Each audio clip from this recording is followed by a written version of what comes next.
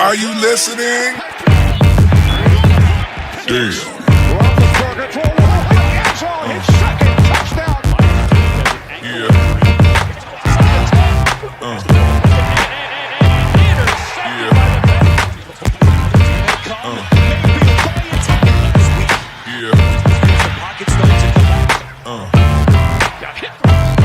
And the ball is loose. Third and 4. He's a couple of Lamar Jackson, open field. He is in. Welcome to another edition AFC North Talk here. And I can see the comments are being spicy with these wide receiver talk. How you guys are doing?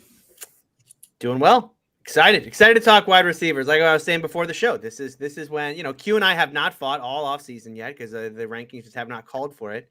But today is today the day, Q? Is today the day? I don't know. I think we're gonna have a peaceful off season until maybe we get to edge rusher. There might be a little bit there. Well, there might be a little bit of a skirmish here. Mm-hmm. Look, man, me and Tony gonna be peaceful until about week 8 because I predicted all of this. Right, the Steelers season is gonna go well for about 8 weeks, and then it won't. And then I will bury them and put that dirt in the shovel. And Tony will be like, "Don't do that." And I'm like, "Yeah, it's happening." The other show we might fight on, though, is depending on how much. Now that we all take rookies into account, the Perry on Winfrey show. Oh, no, just gonna let you know. On that. I may not be as high on Perry on or that entire interior defensive line group as you are. So. I mean, I don't know how it would be. The Browns would be ranked super highly in that show either. I'm not going to debate that, but I'm just saying for the Winfrey. Enjoy this cruise. Yeah. I'm waiting for the Perry on jersey, Q. I'm not buying. He's not a jersey guy. Not a jersey guy. Not a jersey guy. Ain't nothing nobody could do. Q, what jersey do you own, Q? I own no jerseys. I don't own player jerseys. Have you ever owned a jersey? I owned jerseys when I was a kid. Like no, adult life, like a jersey you bought, not your parents bought. Not I'm not putting somebody else's name on my back. Okay. And I'm not putting my own name on my back. Like it just is what it is. You know what I mean? Got me. What you thought I was about to be out here with the Baker Mayfield jersey, Ace? That you try to get me with that? No, never mind. I was not. I was in on it, but I wasn't in that deep where I was about to put 149. The closest I've come is a Miles Garrett jersey. Okay. I just knew that the last one that you ever had, prestigious Browns player. I just was curious on which one it was. Yeah, I got like a jersey T-shirt 4 years ago from my brother. That was a Jabril Peppers, but that don't count. That don't count. It was just a Jabril Peppers. Mm-hmm. Yeah, it was just 22. You know what I mean? It was Browns gear. Happened to have somebody's name on the back, but I don't usually go out and buy jerseys for a number of reasons. Was Peppers there for a year or two? He was there for a year, right? His rookie year, he was there the Greg Williams year. And then he got traded. He was drafted 2017. He got traded. Yeah, he was there 2 years. He was there 2 years, and then he got traded for Odell. Yeah. Okay. Giving up the production, Odell in that first round pick, what they got out of it, ended up being just a mismatch of a nothing trade. Like nobody. It was like the rare trade where you're like, no one really. There was no winner. There was no loser, but there was really no winner in that trade. Who they drafted? They drafted one of them defensive tackles from Clemson, right? Well, they also did. Was that the trade with Zeitler and is that same trade? That's technically a different trade that they just put together when they assembled the trade. They had 2 trades that offseason, right? It was 2 trades, but it was Zeitler for Vernon, which I would argue the Browns won that because Vernon had a really productive year with the Browns his second year. And Zeitler was off the team by his second year there. And then there was the Odell swap for a first and Jabril Peppers, right? Was that pretty much it that was involved in that deal? The first and Jabril, I'm pretty sure there's another pick involved there, but it wasn't much. And they ended up taking that was a Daniel Jones draft, and they ended up taking Dexter Lawrence, I think was the pick. Was it Dexter Lawrence? Was that the Dexter Lawrence pick? Oh, yeah. I think so. Okay. I ain't heard about that. Did Vernon retire or something? Like, what happened with Vernon? Did he? He tore his Achilles 2 years ago, and he might play this season. Yeah. Okay. He's old too. He tore his Achilles at like 32. Wait, is he in your roster, Q? Nah, he's a free agent. He's been a free agent for like 2 years. That's what I thought. Okay, so Seidler was after Cleveland. He spent 2 years in New York. So basically the same as Odell, right? Odell was there for 2 years, yeah. Odell was 2019, 2020, and parts of 2021, so 2.5. So Seidler essentially the same 2019, 2020, and then 2021 he was with the Ravens, but yeah. Oh, So that's right. That's right. I forgot he is on the Ravens now. Yes. He declined in those 2 years and then had a resurgence in the Ravens, which is like key for the course, right? The Ravens only. Well, he went to the Giants, and then he went to a good organization. Yeah, he went to the Ravens. It was like, all right, yeah, the Ravens, they don't have much in terms of getting like young free agents, but you know what, man, them old dudes, they must have the spring of life in there, like them hot tubs must be the deer antler. Yeah, that's right. He got the deer antler spray. Triv, shout out to the Triv. I haven't seen him here for a minute. Oh, come on, Triv. You can't be serious. You can't be serious. You have no 500-yard wide receivers on your roster right now. Do they need one? Okay, here's the thing, Q. Because I know we're gonna do this today, but we're all gonna rank the Ravens forward, and we're all gonna laugh about how this room. Well, I don't know. Somebody might be on that committee, you know. Yes, and this is the point, though, is that I do worry that this is going to be a Bengals situation, right? That we are Bengalsing ourselves here, because this room, it's not like it's a bad room overall. There are actually a couple receivers in this room that I do like, and I actually could see today's segments we're going to put in the video queue later on, and Ace, you're going to be in this video too, I would assume. Later on in the year. Here's the thing. It's going to happen regardless. It's the nature of doing this. We're going to be massively wrong on one of these rooms, whether we try to or not.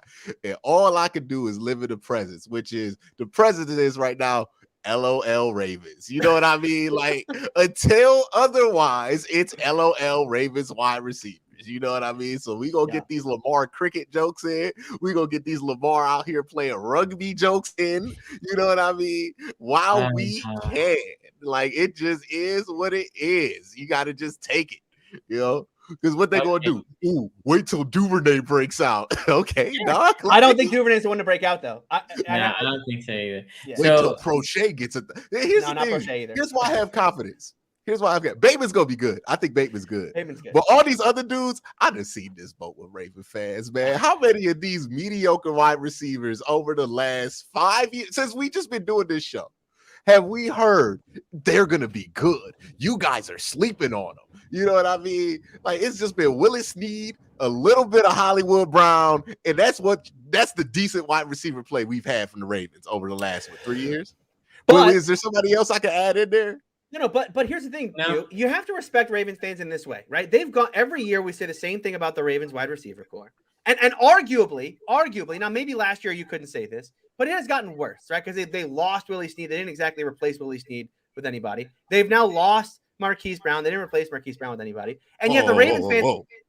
They're replacing him by giving James Prochet an opportunity. Okay, is what I'm hearing. But what I'm saying is, like, what I love about Ravens fans is they don't care. They just keep looking at the receiver. Like, no. You guys are way underrating. Insert player X. And yes, player X has changed over time. When you consistently have to make the next man up argument, it just makes you value the dude you got up already. Because you already know. Look, we gonna have to go with somebody else. Y'all the Ravens, who have never had great wide receivers, just period, right? Like, that's just never been the Ravens MO. Great defenses, great defensive players, D-line, they got it, linebackers, they got it. But wide receivers is just that position they've had trouble with since they came to be a franchise in 96. And then you're the Ravens with Greg Roman out here calling the 3 routes. You know what I mean? Like, it's a problem for y'all right now. It is a problem. Before we get into the actual rankings themselves, I mean, we can already kind of start here with number 4 because I think we've all kind of given it away. But I did want to point this out before we actually get into the rankings, because I'm sure we've all kind of looked through the rosters now in doing the research here and just kind of familiarizing ourselves with everyone else's room. The thing that stood out to me, we talked about this after the draft, right? We talked about we may be entering into a world, this kind of, I wouldn't call it wide, we said running backs don't matter. I wouldn't call what the new era we're about to enter into wide receivers don't matter, but it is kind of there are certain teams who are just deciding we're not going to pay wide receivers this big money. There are some teams out there that are willing to pay the $25-30 million. the crazy thing that stood out to me here in the AFC North, how many of our teams have a player on their second contract in the wide receiver room? None. And how many of those Oh wait, teams? no, Cooper. Cooper is one, and Boyd is the other. But how many of those teams actually drafted? Oh yeah, that's right, Boyd. Sorry, Boyd's the other. But Boyd is the only one that was drafted. Everyone else in these rooms are either they're either like fringe players like Jakeem Grant with the Browns, or the Steelers have Gunnar Olszewski. So the pushback I would have on that is how many good wide receivers is all four of these teams taking, other than the Bengals, right? The Bengals are the test case where they've actually had really good wide receivers work out for them. But how many wide receivers that would be worth a second contract have walked out of Cleveland? Well, the Steelers are the next up, right? Steelers had Juju. Steelers had Juju walk. Okay, this so year. Juju counts And there, Hollywood. and that kind of fell apart after the last few seasons of Juju. Well, and he no Ben there, right? Like Juju, that's more of a. So Juju and who else? He did not get paid with the Steelers. And then Hollywood got traded. But Hollywood would be the other one, yeah. Yeah. And then Deontay's going to walk after this year with the Steelers. Cleveland hasn't drafted anybody that's like. You're not paying $20 million to Deontay? I would very much doubt that the Steelers are going to pay him, given the market price. I think the gap between what a payable wide receiver is and what isn't is widening, right? Like with running back, there's really like two guys that you pay. I don't think it's going to be that drastic with wide receiver. I think there's going to be like, if they're top tier, if you're Jamar Chase, maybe you could make an argument for T. Higgins. You would get your second contract. But if you're anything below that, maybe we can draft somebody in the third round. You know what I mean? And I don't disagree. But my problem here for me is Kirk ruined this, right? It's always that guy. It's not just Kirk, though, because the rest of the league kept doing it. Well, Kirk started the trend. No, Kirk didn't ruin it. No, this has been happening for years. When we were talking about how much money Allen Robinson was going to get in free agency, and I told y'all that was ridiculous. This has been happening for years. Who was it? Galladay? Hold on, I'm getting Kenny Galladay. Kenny Galladay. Yeah, Kenny Galladay started it last year. He got $17 million with the Giants. Kirk broke that 20. I always felt 20 was like elite. Well, Kirk, yes. Look, the Jaguars spend way too much, right? But then we start talking about guys breaking 30 now. Right, well, look, the Steelers just signed. To give you a sense of how much money wide receivers are making right now, Minka just signed a new contract with the Steelers, right? Yeah. He's going to make $18 million a year, right around there, on average, for this contract. That's less than Christian Kirk is making with the Jaguars, right? So if they wanted to sign Deontay to a deal, they would have to give him probably substantially more, right? We're talking about $4 or $5 million a year more than they're giving to one of the best safeties in the game. That's like you talked about, this inflation at the wide receiver position, I think, is leading teams to look to the draft and say, you know what? A kid I can get in the third round, the David Bells of the world. It's weird how this goes too, because it goes, there's a drought at a position, right? It becomes very hard to find a player at a position. So the free agency guys get overvalued, right? The Kenny Galladay, the Allen Robinson. By the way, Quincy was first here telling you that all of that was nonsense. That none of those guys should be getting paid like that. Let him not have a good year this year before you dance on that one. Allen Robinson? Yeah, he's on the Rams. He's going to the Rams, so like he's going to be a good offense. But he underperformed the franchise tag with like 300 yards last year. You know what I mean? Points proven. That's a double small contract. But if somebody would have signed Allen Robinson last year and then signed that mid for $15 million per, oh man! But if the Rams pick him up for $800K or whatever the veteran minimum is, or whatever he signed for, $8 million this year, like. And he has a good year. That proves nothing. My point was he was never a top tier money wide receiver. He's good at 8. He's not good at like 15. It's a 2-for-1. You got Stafford and Allen Robinson on the same team. Hey, 15 is mid right now for wide receiver. I guess that was my point, right? 15 right now. 15 is like. Yeah, I pay 15 right now for Deontay in a second. It's a bargain. Yeah. Second. That's not right now. Yeah, well, 15 is what Odell was getting paid, right? Like 15 was that contract's too big. Odell's got to go. Well, this year, but it exploded, right? Amari Cooper at 20 is a bargain right now. It's a bargain. Amari Cooper at 20 is a bargain. Prices are coming down, dog. Like this is. They're not coming down. No, they're coming down. No, this is like when Bitcoin be at like 80K, and you're like, okay, there's gonna be. It all depends, right? Like, wait, do you think Higgins will get? Do you think Higgins will get more or less than 27 next year? T. Higgins? I would say less, because I think what did Mike Williams get? Like 20, right? Mike 20. Williams But got that was like before. 20 But he million. signed before. He signed Sure. before we got to 30. We're in the 30s now.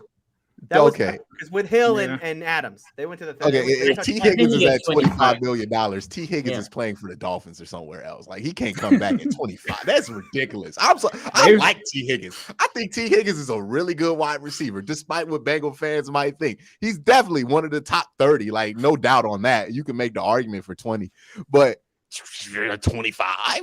Yeah, he's No. making 25. I would give No. him 25. Unless it's a I would 2-year give him deal 25. and I can get that money off before I got to pay Joe Burrow and Jamar Q, Chase. Q, That's is he ridiculous. wait, Q. Is he better than Kirk? Christian Kirk?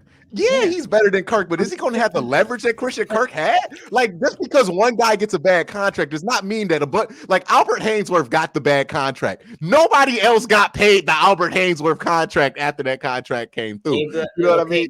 Albert Hainsworth got the bad contract, and then he just completely botched the bet, right? And- In the case and, of T. Sonny, Higgins, you have to keep in mind, your market's going to be created by the teams that are interested in you.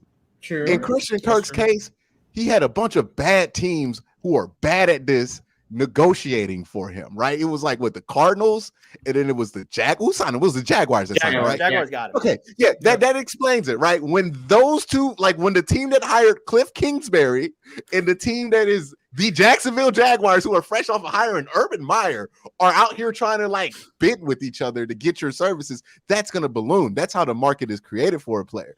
But if it's the that will happen Patriots, next year.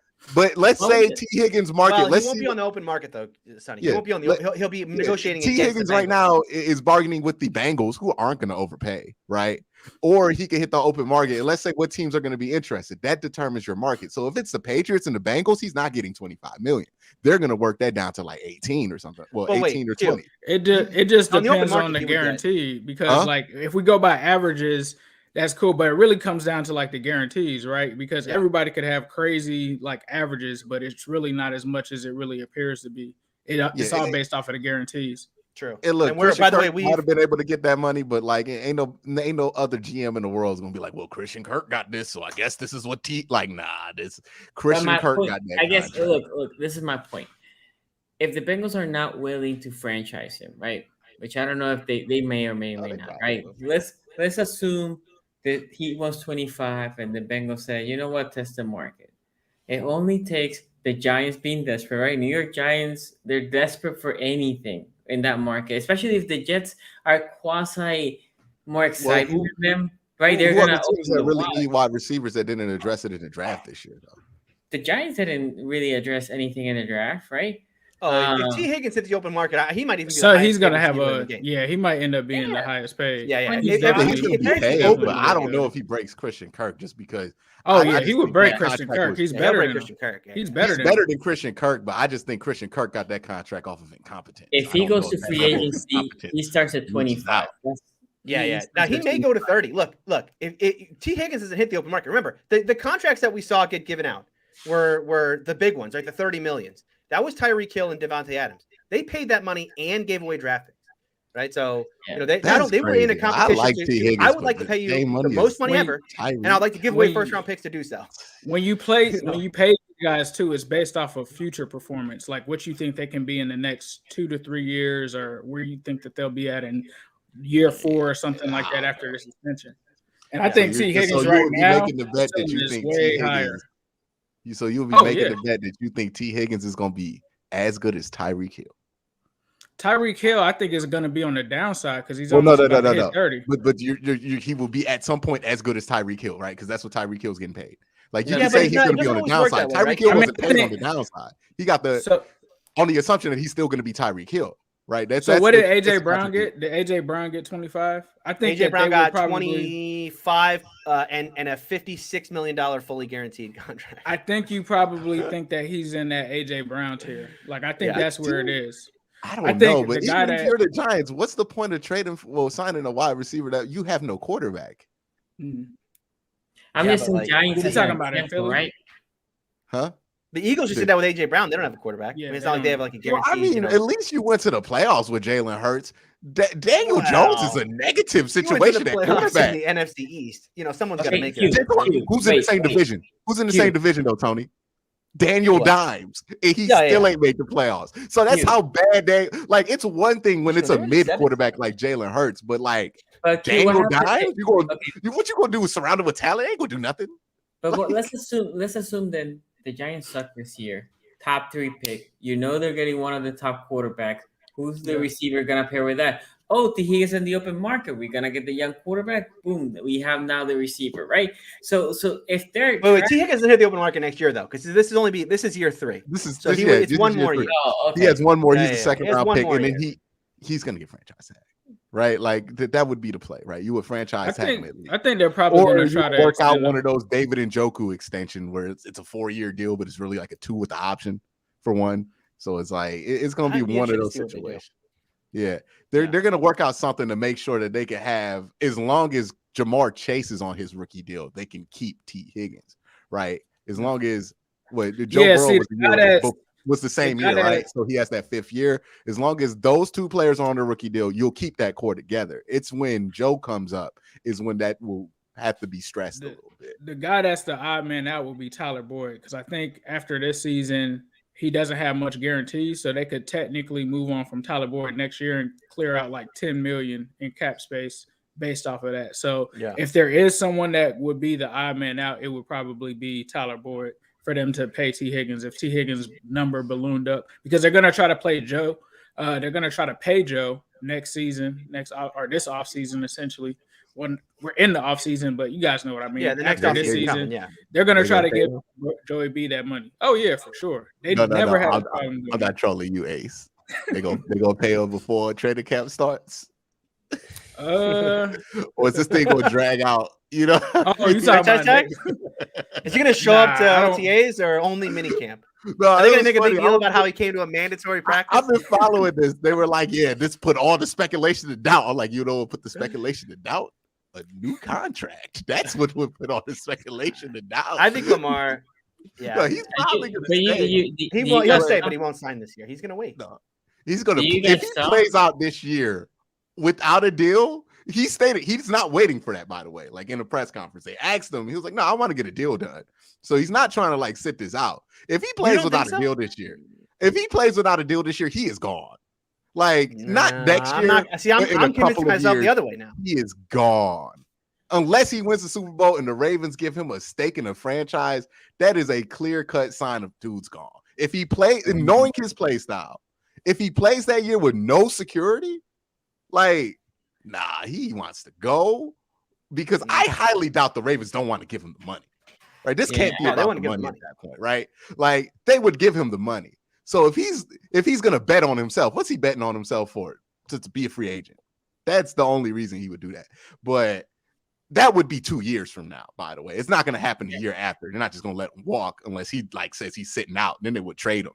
But yeah, I highly doubt it gets to that point. But Raven fans, if he does play week 1 with no deal, and we get past that bye week and it's still no deal, Miami Dolphins, Tyreek to Jackson gonna be a thing, dog. It's gonna be a thing.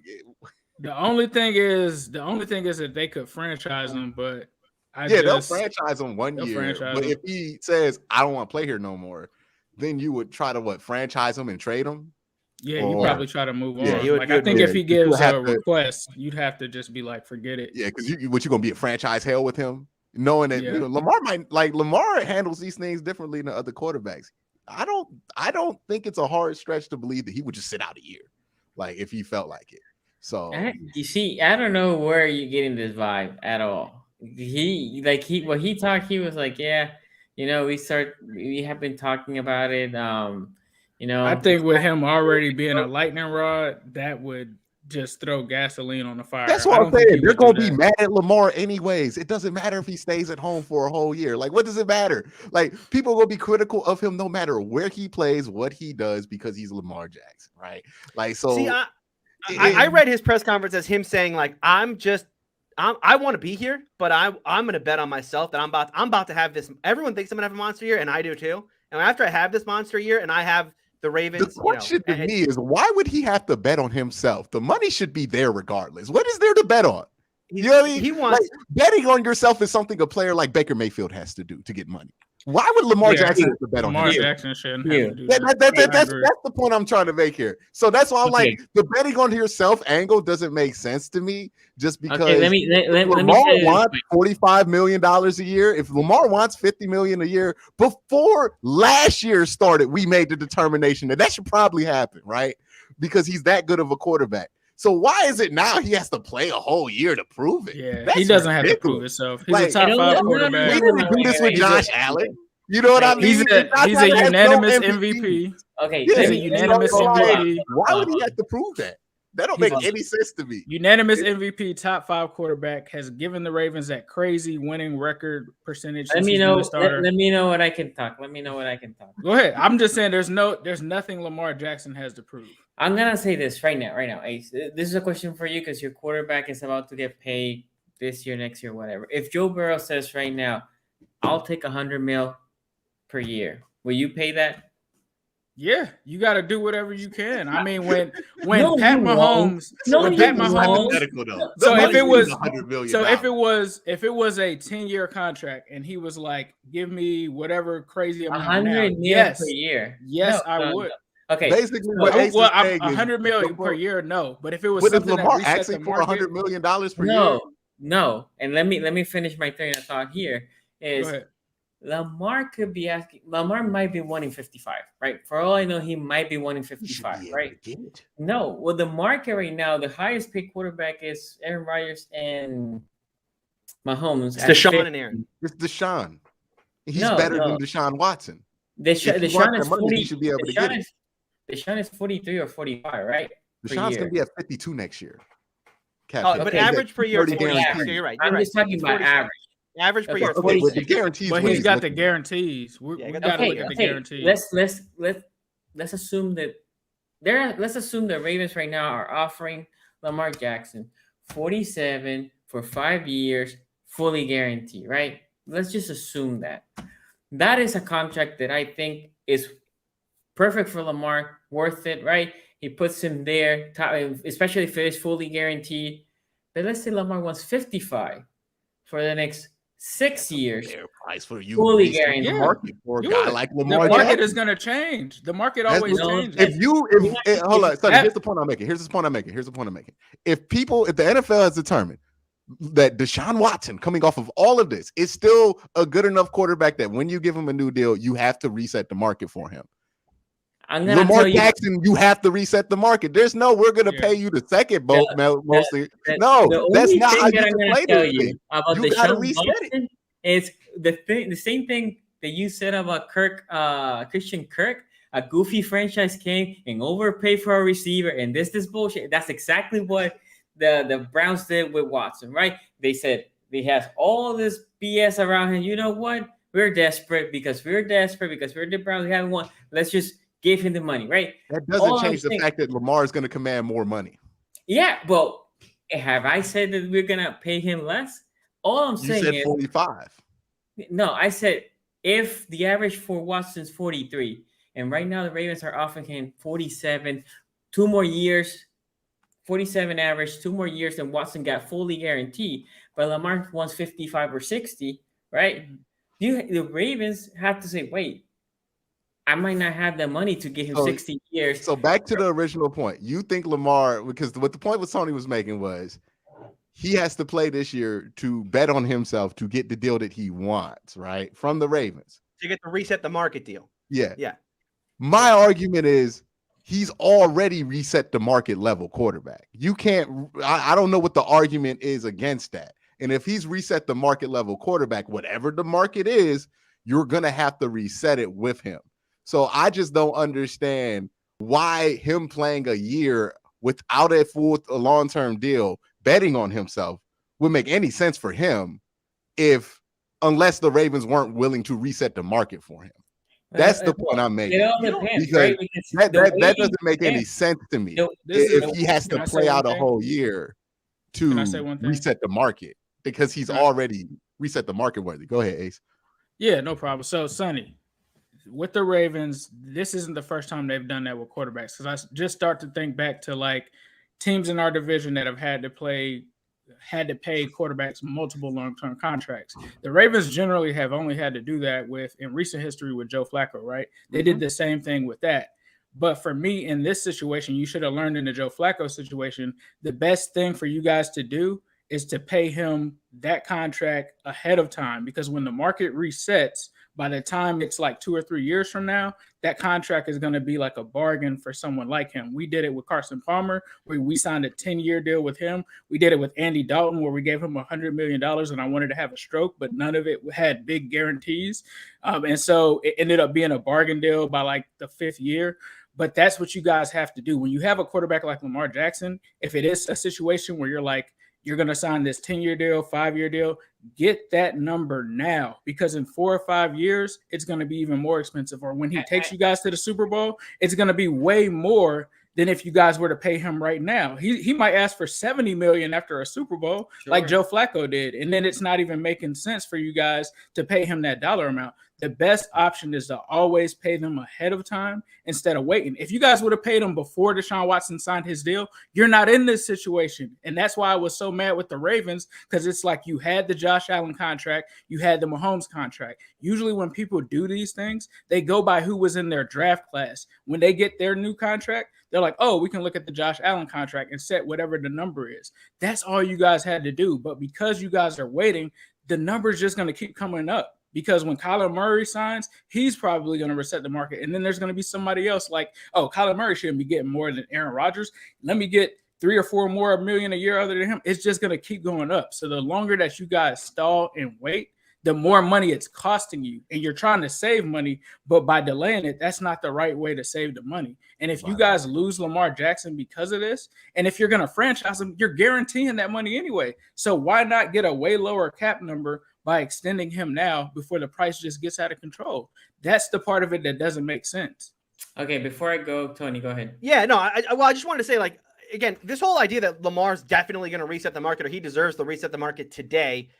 Look, I don't agree with that, because that hasn't been how the market has been reset as of now, right? The reason why Aaron Rodgers is making $50 million a year is not because, he's the best quarterback and the Packers are just feeling generous, right? He threatened to retire. He's like, look, I don't know. I'm just not sure if I'm not sure I want to be here. I'm not sure I want to play. And the Packers went, well, how about I give you 50 million reasons to come back? And he went, oh, well, if you put it that way, I think I'll come back, right? Same thing with Deshaun. Was not, the Texans didn't give him that money, right? He went out onto the open market, essentially had 3 suitors in that case. He had the Saints, Falcons, and Browns. And the Browns were like, listen, we'll fully guarantee your deal if you come here. And he said, yeah, okay. Fully guaranteed, 230, fully guaranteed. Yeah, I guess I'll come here. And then the last guy that was reset was Mahomes right after he won the Super Bowl, right? So, if you want to talk about a franchise who actually reset the market with their quarterback, the last guy to do that was Mahomes. Josh Allen didn't do it. Josh Allen signed after Mahomes, didn't reset the deal. Derek Carr just signed, didn't reset the deal, or didn't reset the market. Stafford just re-signed, didn't reset the market. Dak Prescott, same thing, right? So I can see where the Ravens are coming from here to say, look, you're coming off of injury. You haven't won a playoff game in 2 years, right? You've only won 1, right? And so look, they're going to use all these things to give reasons why Lamar should not be the highest paid player at the position. And in all likelihood, honestly, like if he signed, like what should the Ravens be offering today is probably what Sonny said, 47.5. Something like there. And yeah, Lamar can come in at 55 if he wants, but the only way he's going to get 55 is to go the Mahomes route, which is to be one, not to say 3 years ago I was MVP, right? 3 years ago I won 14 games. And then the year after I won a playoff game. Is say right now, not 2 years ago, not 3 years ago, right now I'm the best player in the league and I want to make the most money of any quarterback in the league. And the only way for him to do that right now is not just say like, well, give me what I'm worth, is to go out there and prove it. Because right now his value has never been lower. Mahomes wasn't in his 5th-year option when that happened. Correct. Yeah, so Tony, let me ask you this. If the Miami Dolphins could give Lamar Jackson that contract right now, that you say that the Ravens don't, you don't think that they would do it? You don't think that a thirsty team like the Giants wouldn't say like, come on over? This is why the Ravens don't have to do it. The Ravens don't have to do it. The Dolphins can't offer him that deal. That's why they don't. So the Ravens. Oh, Tony, I can't hear only negotiating against Lamar Jackson. Mm-hmm. Yeah. So a couple things here also. I don't see so let's say you don't want to offer Lamar market resetting money. What happens if he comes back, goes to the second round, has a good year, but you just gonna gonna be break like, the you gonna market. take that deal we tried to lowball you with because you didn't settle that bet on yourself? Like, how does that's the part of this I don't understand. This just sounds That's what like happened a with recipe. Flacco. Yeah, That's what happened with With Flacco. Flacco, it worked out because he won the Super Bowl, right? The bet No, on he yourself won a works Super out. Bowl, Hold and on. then they had to overpay him. Let's put it they had this to way, pay though. That's him not like the top problem. If the Ravens have to overpay Lamar Jackson, that's not the problem here. The one I would be more worried about is what if you do get into a situation where he's like, all right, I want this deal. I want to reset the market. I'm going to leverage myself by betting on myself this year and not signing a deal, right? That's what we're all talking about. And then letting this go to franchise tag or whatever control that the Ravens want to exert. Okay, let's say he has a pretty good year, but not a great year. Let's say he doesn't win the Super Bowl, right? Where it's not obvious that you have to give him that money. What do you do, right? Do you just go back and give him the low ball? Well, what he felt like was a low ball deal, low enough to play without security long term, and then he's just going to take it? Like at that point, that's Lamar, the psychology Lamar's part of this that I think people are overlooking is that when you do that, like that's how people have bad relationships with their team going forward when their team just doesn't handle this as soon as it should. Or maybe this is Lamar not handling this. I don't know who is there to blame, but I'm just saying if he starts the season without a contract, that could be the beginning of the end for many different. And reasons. I'm not saying it doesn't get done. I think that the Ravens can get it done. Ultimately I'm not saying that it should doesn't and happen. will. But hopefully, I think it gets done. I'm not part of the people that think that Lamar is going to be going. I mean, he's the franchise quarterback. It's the most important position. Like if you guys had to cut like some of the players that you've given contracts, you're going to have to do that for Lamar Jackson. So I see him being there with the Ravens. I just am puzzled that it's taken so long because they're costing themselves money. Yeah, my only point is it should, and I think it will get done, but I thought that 2 years ago. So that's why this conversation is being had, right? If this were 2 years ago, this is not a conversation. But the fact that we thought this should and be taken care of 2 years ago, and it's still sitting on the table, a little weird. It's going to be talked about, and I think that's a fair thing to talk about. I mean, every other player in this situation would be under the same scrutiny. I've lived through it with LeBron James, right? When LeBron didn't sign the extension, the full-time extension to be in Cleveland, everybody was like, oh, well, is he going to leave? And the Cleveland fans were like, no. He just wanted to, and then it turned out he was doing that to be in free agency at a very specific time, right? Like, it's something to keep an eye on. Is it definite that it's going to happen there? No. But I think you're kind of fooling yourself if you don't think this is anything to watch. Yeah, this is something to watch. And Tony, you said the thing about the injury. Don't forget Dak had that injury and still got paid. He still got paid. How much money are you actually saving by just not giving him the money now? Like that's all I'm saying is like also how much of that, because if he plays it out, it's not like if he gets to the second round of the playoffs and plays really good, you're going to be like, all right, well, back to 45. Like you're going to give him whatever money that he's going to demand anyway. So, well, not demand. Like he can't just hold up the Ravens and say, I want 100 million, but he's going to get whatever money that you think he would probably get on the open market anyways, because he's worth that, right? Like it's not like Joe Flacco where you were fine with moving on from Joe Flacco or a Baker Mayfield or a Andy Dalton, right? Where you're fine for moving on from those guys ultimately because you don't think they're game changers. This is a different situation. I mean, you're going to want to keep him at the end of the day, whether he proves it or not.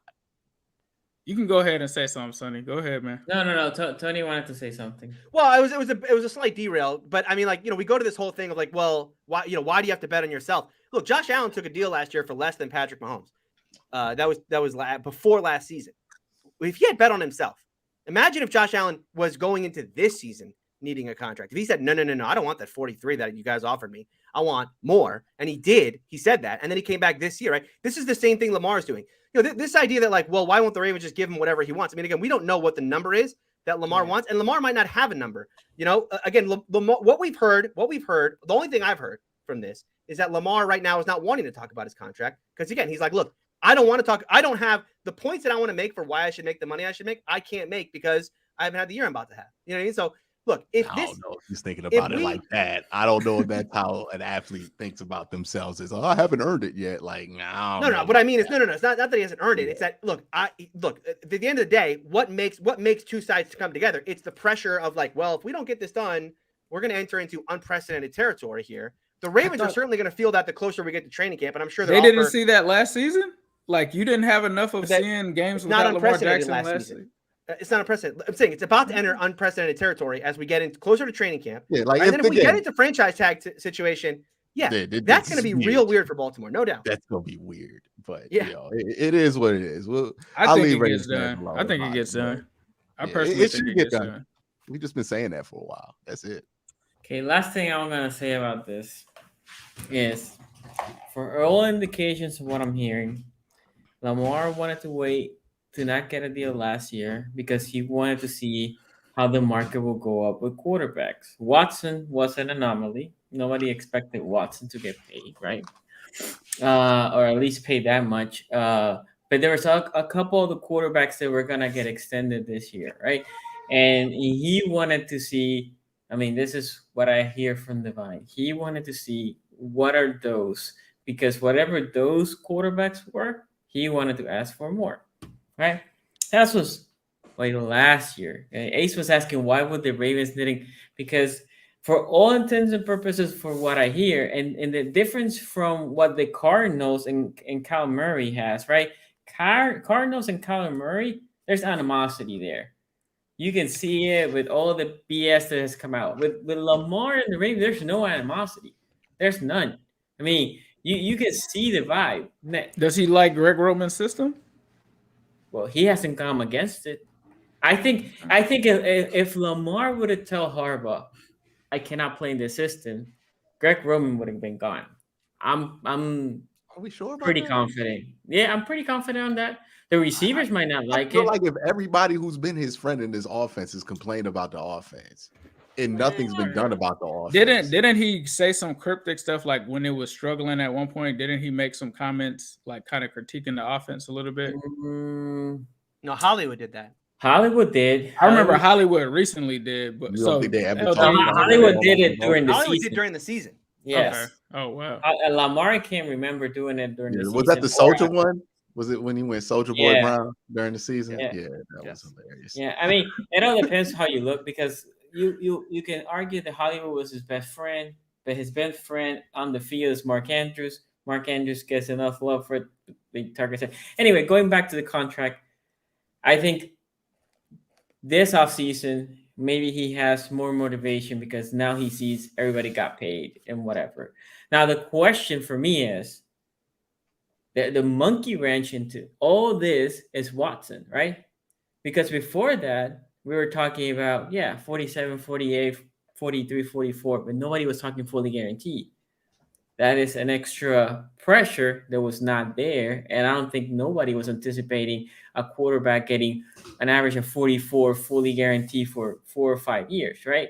So that is something extra that, again, if you think about it, as Tony mentioned, is Allen looking back, he probably would have said, like, hey, I should have waited a year, right?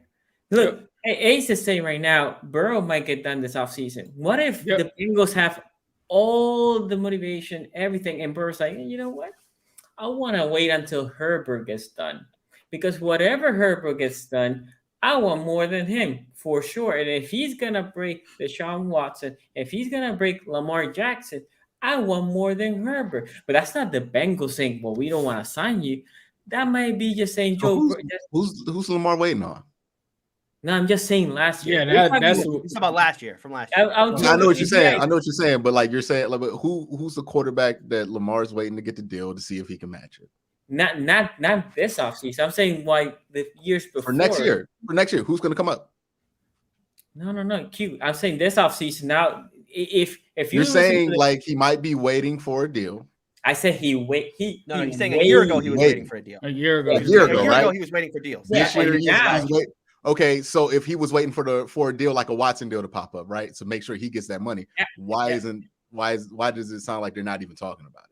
Well, no, if you hear the press conference, he said that him and EDC start conversation. But and again, also, so we have confirmed for a fact that Lamar Jackson has said that he didn't want to get paid because he wants to wait, or is that speculation? No. I'm saying that's what I heard through the Vine, that he wanted these other quarterbacks that were coming out. But we don't know if that's a fact. Yeah, no. Because I don't know any NFL player that's like, I don't want to get paid, especially if you came into the league and got drafted 32 and you won MVP. Well, we're talking about He's waiting for somebody to come out for this year to get a contract this year, right? That's what Sonny's assuming, right? Yep. Not next year. Because next offseason, I'm like, who is coming out that's going to even change anything? Yeah, right? I don't know. I don't know who's going to get a new deal.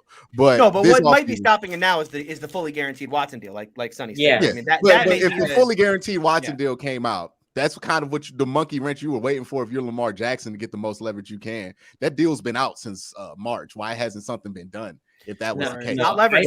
That's not leverage. That's just fact. He doesn't have leverage yet. Lamar Jackson doesn't have leverage. No, they can franchise tag him. They can in order for him to get the max leverage, he has to wait this out.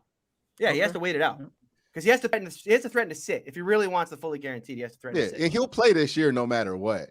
Yeah. But I'm just saying, if he plays without a contract, that's gonna.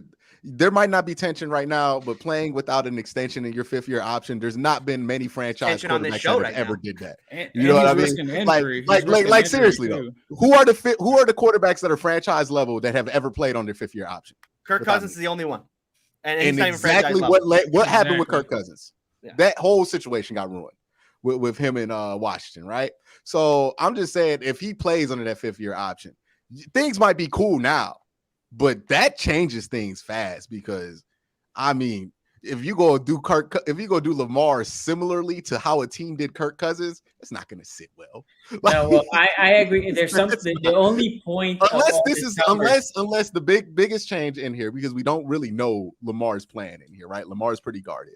Unless this is exactly what Lamar wants to do. If this is exactly what Lamar wants to do, it could backfire, but that's just what you want to do. But if this is of all this conversation is if next year they don't get the deal done, then it's probably franchise. No. I'm saying whatever. If we finish the year and Lamar never had a contract, right? Which is 3 months away. Yeah, I mean, in his 5th year, he can do a contract, whatever. It's not like franchise tag. Franchise tag, you have a date. In his 5th year, they can do it whenever. My point to you is more like, Sonny, let me ask you this, because I see where you're coming from. Do you yourself think that the Ravens are handling it the right way? That's just what I want to know. For all indications, yes, because I don't see nobody pissed. My understanding at EDC and Bashadi has said, like, yeah, we want to pay him and we want to make him the Ravens for life, right? But the Ravens might have been, hey, let's say before the Watson deal, they might have been like, oh yeah, 46, 47 short, right? Before the child, I mean, that would have been market setter. And then Watson came out and Lamar now is like, yeah, I need 6 years guarantee at that. The Ravens might be like, nah, we can do 6 years guarantee at 47, right? And that we're gonna let you play on your 5th year. No, I'm just saying, Q. So what do? You say, here, you want 70, you want 50. If that's the case, you trade him. If you can't afford him and you don't want to. By the way, somebody brought up an excellent point with the Kirk Cousins. Kirk Cousins was not a 5th-year option. He was not a 1st-round pick. That's true, but he did get franchised twice. He did get franchised like 2 times, right? Yes, but I'm just like that's the thing, right? The 5th-year option does not normally get played on for quarterbacks the quality of Lamar Jackson. There is a reason for that. And if this gets to September, this is all I'm saying. If you get to September and he is playing regular season games on the 5th-year option, that is going to be something that could potentially become a massive rift between him and this organization. If you think that's not the case, that's kind of like just putting your head in the sand at that point, because that doesn't happen with franchise quarterbacks that they ever play on their 5th-year option.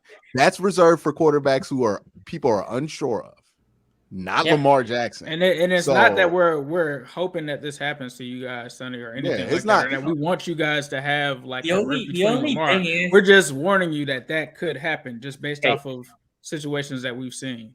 The only thing I will say, and with this, Tony, you're gonna take it so we can pay the bills. But the only thing I will say is, all the noise about Lamar's contract is coming from outside. Like you can say with the Cardinals, everything is obvious from the outside looking in what the issue is right now. Okay, But there's no beef right now inside. There could be, right? Because 50 option, everything you're saying. I would say this, We're Sonny. 3 months away from that. If the Bengals did the same No, thing with that's- Burrow, I would be critical of our front office. I would be like, "What are you guys doing?" Hey, Like, but I if can't it, is, blame the if media it wouldn't be, and you don't everybody else. know. My point is, you But- don't know because you don't know if it is the front office or if it is Lamar Jackson. Right. That's Either the point, way, I think. It doesn't That's the point we matter. all It's a admit. problem. It's a problem. If this gets to September, there's no deal done. Whether it's Lamar Jackson not wanting to do it or whether this is the Ravens not wanting to do it, that is an issue. Okay, so It's weird. when we Yeah, it's get to weird. September, we'll hatch it out. Tony, let's pay some bills. All right. Well, by the way, I just want to remind everybody watching, appreciate everybody watching. If you could like the stream, that'd be fantastic. We are ranking wide receivers today. We are Yes. going to be ranking each of the receiver rooms. But first, I'll tell you about our sponsors over at Manscaped. Sweaty sack summer is approaching, and it's time for you to prioritize the comfort of your crotch. That's why the kings of crotch comfort, Manscaped, have spent the last 2 years designing the most comfortable boxer briefs out there. I've had the honor of testing these out, and these new boxers, I can say, are the softest fabric of any underwear. So breathable, it's like gills for your groin. They even trademarked the jewel pouch TM, so you know it's serious. I think it's time for you to invest in your family jewels. So let your bulge breathe and get 20% off and free shipping by using the code AFC North Talk. AFC North Talk, all one word, at manscaped.com. I'll tell you what, I think all of us have tried these. We all have a pair of the Manscaped boxers. They are legitimately the best pair of boxers that I own, my favorite pair. And the fact that they now have an entire line of boxers is awesome. So let's say you're on a date and your partner catches that Manscaped on your waistband of your underwear. It's almost guaranteed to raise some eyebrows and act like a billboard on the highway to Pleasure Town. This is thanks to their Lawnmower 4.0, the best electric trimmer for below-the-waist grooming. This trimmer offers skin-safe technology designed to trim hair on loose skin. And outside of just ball trimming, they're now focusing their efforts on helping out your thigh slappers in other ways with the game-changing boxers. These boxer features include the jewel pouch, a pouch designed to cradle your boys in their own special space, lined with perforated performance fabric to keep them well ventilated. Basically, just imagine your balls sipping pina coladas, chilling on a hammock on some tropical beach. The micromodal fabric is buttery soft and breathable, keeping your cucumber cool. Walk, run, strut. These moisture-wicking boxers breathe without breaking a sweat. The tagless waistband hugs your body without digging in, and it lays flat against your skin to reduce chafing. You can get these. They have a whole design now. You can choose from an arrangement of designs and colors, sizes ranging from small to 3X for all my guys out there. And you can go over to manscaped.com and get these for 20% off and free shipping. But you have to use our promo code AFC North Talk. AFC North Talk, all one word, at manscaped.com. Okay, so I have a couple super chats. We're gonna go through the super chats, and then the fourth rank. I think we started alluding to that, so we can do that one quickly, and then we'll roll through the numbers. Before we do that, do you guys want to talk about Lamar's contract situation at all, or Fuck that. Okay, Let's go 20 more minutes on that. yeah? are people wearing the Watson Brown jersey? I'm sure they are. Bengals have fourth ranked wide receiver. I agree. Wayne Regression Chase. Central. I'm telling you, regression is going to hit hard for that group. Lamar Jackson is pull gonna. up Allen Robinson numbers? Question mark. And Lamar Good Jackson numbers. is gonna be traded. He doesn't want to be a Raven. Bill That's not get Traded it to Tampa done. Bay to replace Tom Lamar, Brady. He'll take time. Lamar doesn't want to take discounts to win like Tom Brady. There it is. Nova Stone on brand. Love it. What you gonna do when Tom Brady retire? You only got the Ravens to cheer for. You go. Tom Brady's never going to retire, so Nah, Sure. Tom's Nothing to worry about. Tom's gonna retire into that booth. He gonna make more money. He has Gotcha. a raise waiting on him to not get hit. That is true. That's- That is I wouldn't true. be surprised if if Myles Garrett tackled him during the season. He's like, you know what, man? I was right the first time. I need to Yeah. go in that booth and It call them shouldn't come back. Yeah. Well, $20 Who more million a year. Who did the Patriots go out and get when Tom Brady took less each time? Nobody.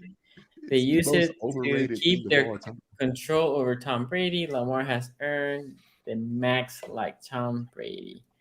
Well, the thing about the Tom Brady taking less thing, right, is that the reason why Tom Brady eventually left because he was tired of taking less.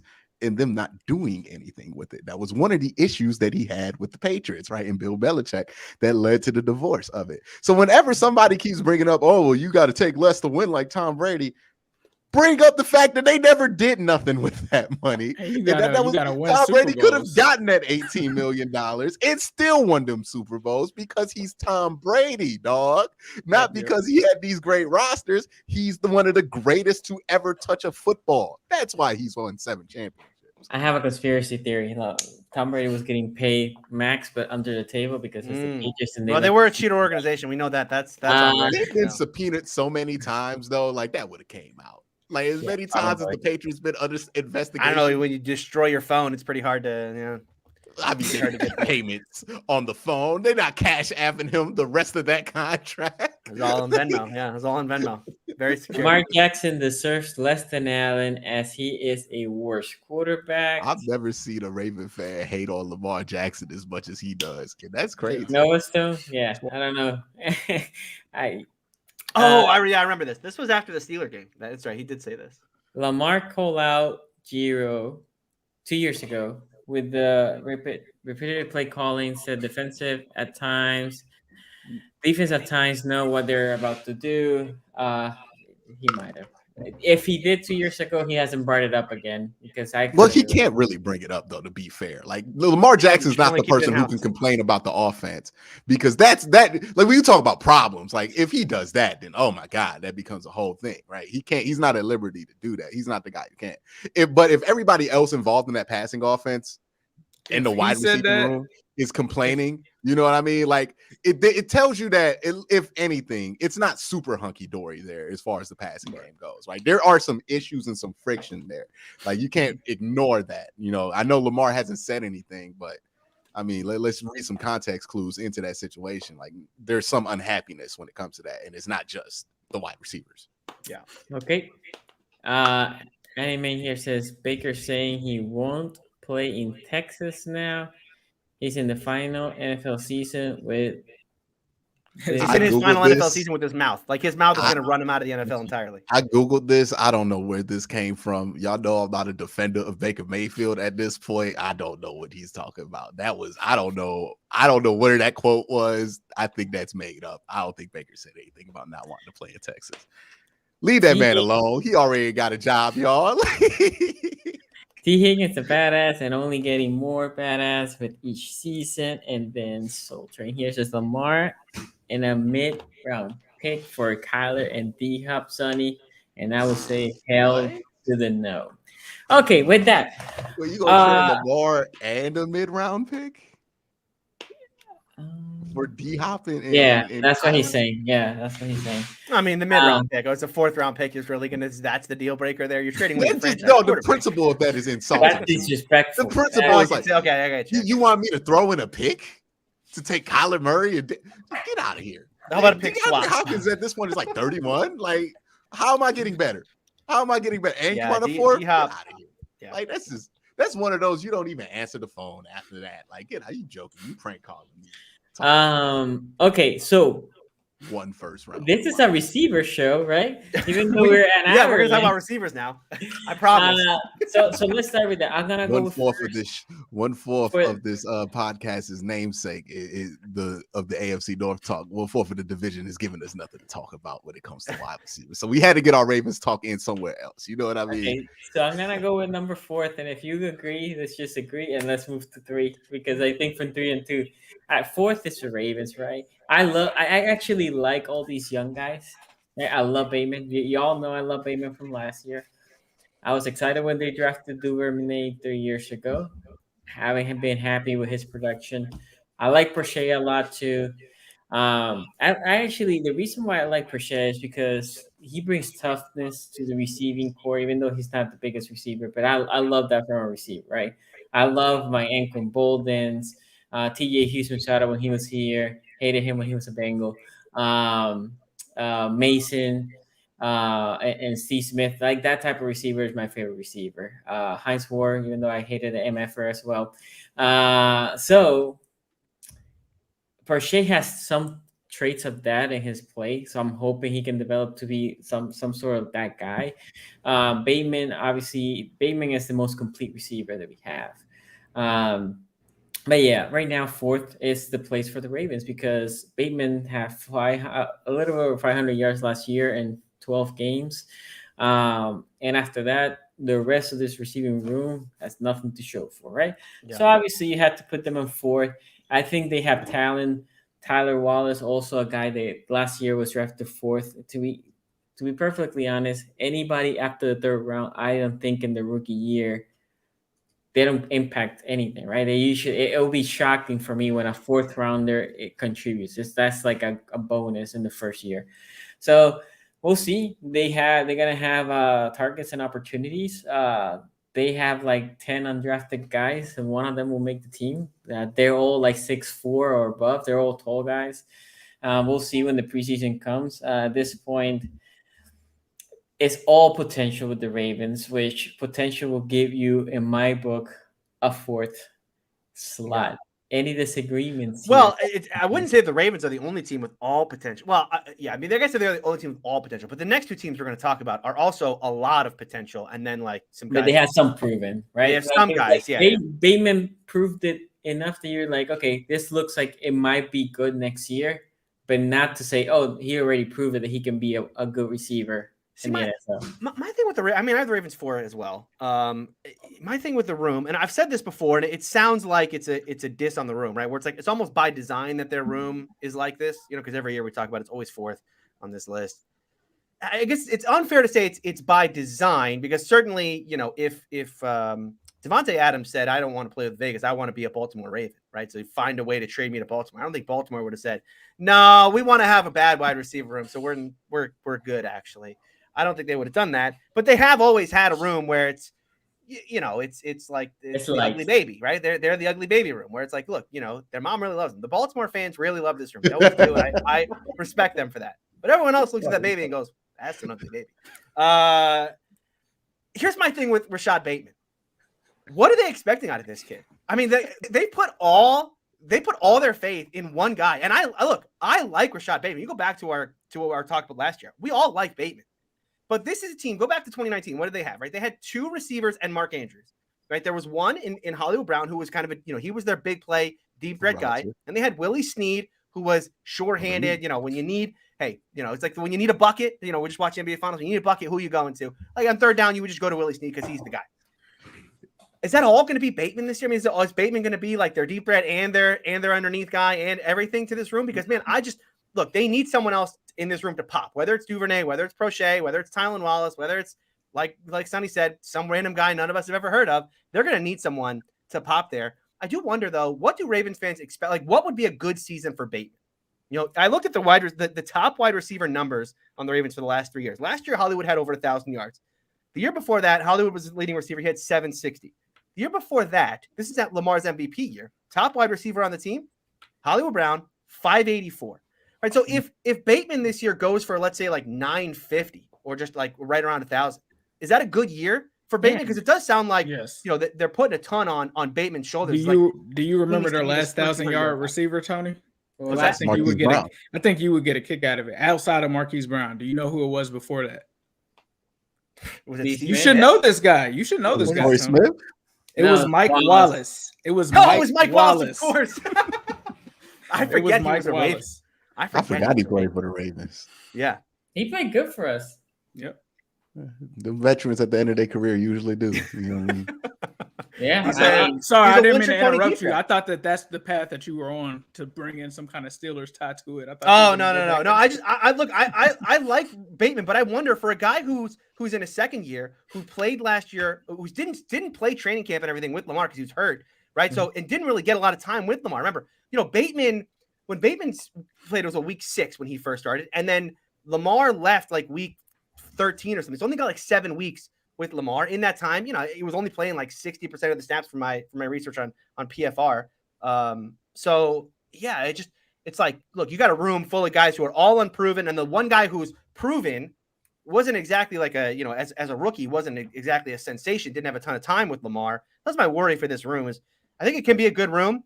Yeah. I wonder if what we think about this room, like what it could be in 2022, is actually what it's going to be in 23. Meaning that 23 is really the year that Bateman becomes like the star, and you do get like a pop out of one of the other guys. But this year, it's more middling, and like Bateman goes for 800, and Ravens fans are thinking like, oh, did we really have the right guy? The only thing I will say to add to that is the Ravens also have a bunch of tight ends, which again moves. Training thought that they're gonna be more tight end heavy, the wide receiver heavy packages. Yeah. Okay. Anybody else? Anything they want to say about I got some. I'll go after Q. Yeah. All right. So Devonta Freeman, by the way, 4th leading wide receiver for the Baltimore Ravens. Well, no, not 4th. When it comes to receptions, 4th leading. Yeah. Right. Mm-hmm. All right. So Marquise Brown last year, 1,008 yards, 6 touchdowns. If you add this is important too, on what was it? 146 targets, I believe. Yeah. 146. Yep. Yeah, 146 targets. So if you add up Rashad Bateman, Devin Duvernay, James Prochet, and Tylan Wallace, you add their yards, their touchdowns together, they have 4 more receiving yards on 5 more receptions, with 3 less touchdowns. I don't like how that adds out. Like, I don't like how that adds out. You're telling me that with the Baltimore Ravens, basically all 4 of them might be able to replace Marquise Brown's official yards, right, in that offense. Yeah, at less efficiency. And it's not like Marquise Brown was the most efficient wide receiver in the world. That's a bit of a concern, right?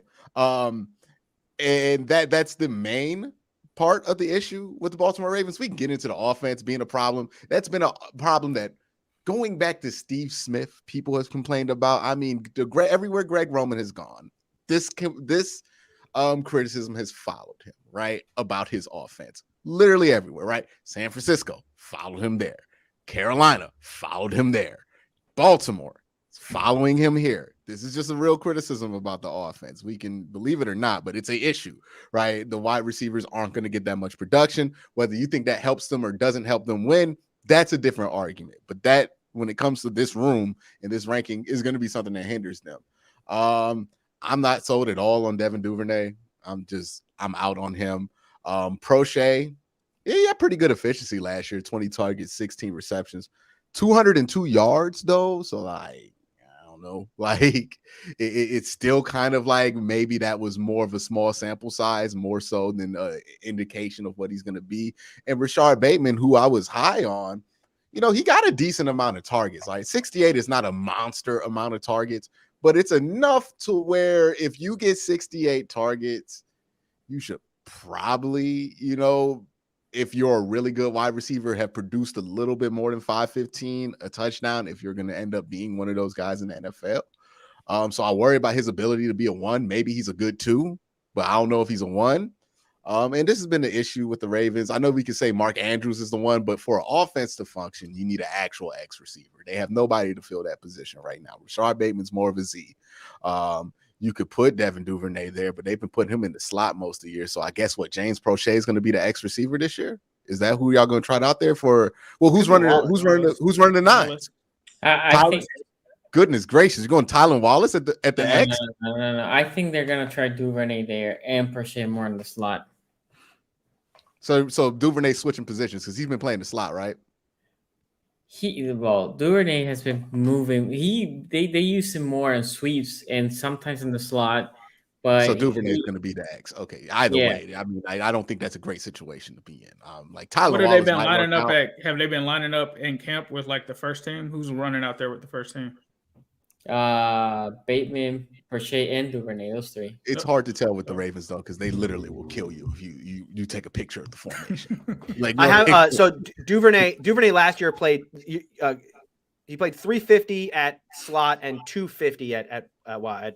So majority in slot, but he did play some. He did play some outside receiver last year. Yeah, either way, I don't feel good about what they got going at the X receiver position, right? Either if it's Duvernay or if it's going to be Tylan Wallace, like, you mean like I don't know if there's a winner in that battle there. And if Bateman is going to be relied on to be the torchbearer, it's kind of hard to do that without a respected deep threat, right? Like that's one of the reasons why we can give Willie Snead all this praise, because say what you want about Marquise Brown, people felt like he would catch the ball enough to where you had to cover him if he went deep. It's not the same thing with these dudes. These dudes are completely unproven at this point. Yeah. So I don't know if teams are going to respect him the same way they respected Hollywood Brown. That might clog up Rashad Bateman. We've seen things like this happen, especially in the Greg Roman offense before. So that's a huge concern to me. You might be bottlenecking one of your best wide receivers because you didn't have a sufficient answer at the X receiver. So, all of that goes in. And then obviously if you're moving Duvernay to the X, then you're moving somebody who is below him to the slot, which isn't optimal at all. It's not a great situation. Look, maybe they get some of this production by committee, but I don't know. I would find it very hard to find the silver lining in this wide receiving room. Maybe some guys step up, but I don't think the pieces are in place for guys to be put in a position to be successful in this wide receiving room. Yeah, for me, it's Ravens at 4. Go back to last year, I had them 4, but I thought that they could climb to 3. You could arguably say that they did last year. With Bateman, with Hollywood Brown having 1,000 yards, with Sammy Watkins stepping in. And that was simply only because Baker Mayfield just wasn't throwing the wide receivers, and then OBJ ended up leaving, right? So you could argue that they were potentially 3rd last year. I felt like they took 1 step and then 2 steps backwards this offseason. Hollywood Brown, I compare it to the Drake album that just came out, right? Like everybody was like, this is trash. Like you should have cared more about CLB. Hollywood Brown is CLB. Like you should have appreciated him more when he was there because that mid. he was a 1,000-yard receiver, right? And I love Bateman. Like you can go back and see where one of my staples for picking Panay over him is because I thought Bateman would be there in the 2nd round. Obviously, he wasn't. But I was like, I'm comfortable with taking those 2 guys. The issue is when we first had one of these shows, we talked to Tony about how much harder it is to be a number 1 when Juju had to step in for AB. And we warned him that when you have to go against the number 1 corner and you don't have a threat opposite side of that guy that defenses are going to key on, they're going to key on that guy. So Bateman is going to get keyed in on. Now, it's a different offense, but here's the other thing about Bateman. Everyone's saying Bateman this, Bateman that. Bateman was hurt last season. He got hurt in camp. So what happens if he gets hurt again potentially this year? So that's a big issue because he's shown last year, this was before the draft and all of that, he got hurt in camp. And so if you're putting all your eggs on a guy that's going to get double teamed and stuff like that, I just don't know how you're putting him in a position to be more effective because you don't have the guy that's taking the top off of the defense to take that away from him. And you're going all the way in on Bateman, which I like him, but there's just not much more in that room. And I feel like there were points in the draft, which we all talked about, that they could have drafted somebody, anybody to do something, even if it was a fast guy to try to take the top off of the defense to take that pressure off him. But like Sonny has said, their offense is tight end heavy. That's what they're rolling with. The Baltimore Ravens, I think, have shown you that they do not care about the wide receiver position. They don't value it. They're showing it. That's not their offense, and that's why they're 4th. Yeah. Okay, so number 3. This is where this is where it gets spicy. This is where it gets spicy. I don't know. Tony, I'm gonna start with you. Tony, go ahead. Sure. All right, well, I'm going to preface what I'm going to say because remember, the rules changed this year. People are going to call me a hypocrite, but you can't because the rules changed this year. I'm supposed to take rookies into account. And one of these 2 teams between 2 and 3 took a player that is my wide receiver 1. Wide receiver 1 in this draft went to one of these 2 teams, and it was not David Bell. So that's going to be my number 3 here will be the Cleveland Browns. These 2 teams, though, I mean, look, they were close. And if I didn't take rookies into account, obviously, the Steelers would have been 3 because there are some guys on the Steelers that we'll get to that I don't like. I just don't like the player. But that's okay because it took rookies to replace him.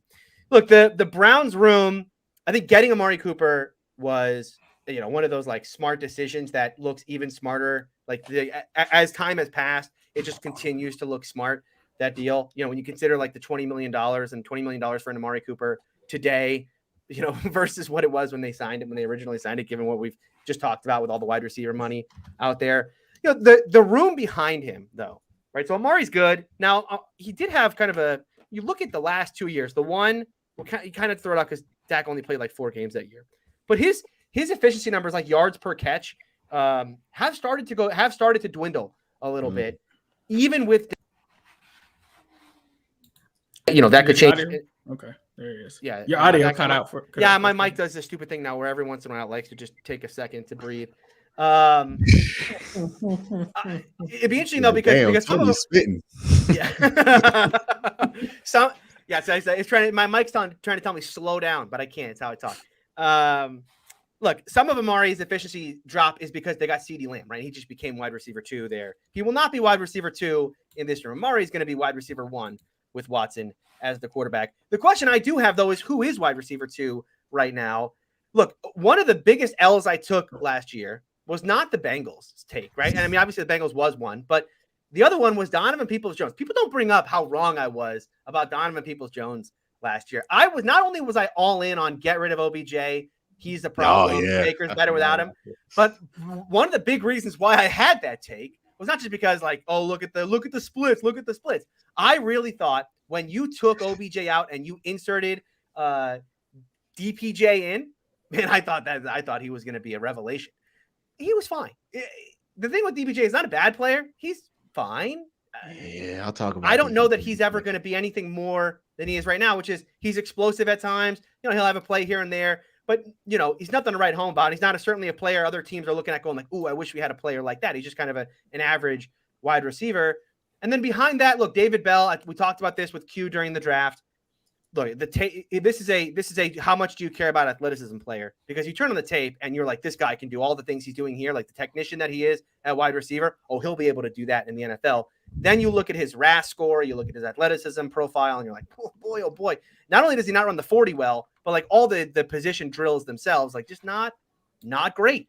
And so I'm interested to see how that works out. I'm gonna drop the Dre Archer jokes with Anthony Schwartz, mostly because I think it's getting old, and 2. I do think he actually could have a resurgence here with, look, Watson is a great deep ball thrower.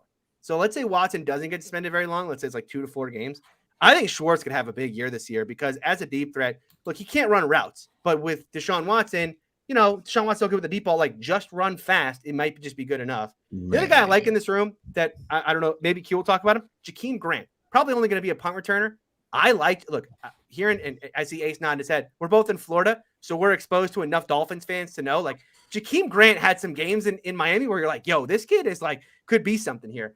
He's a sneaky player for me at this position.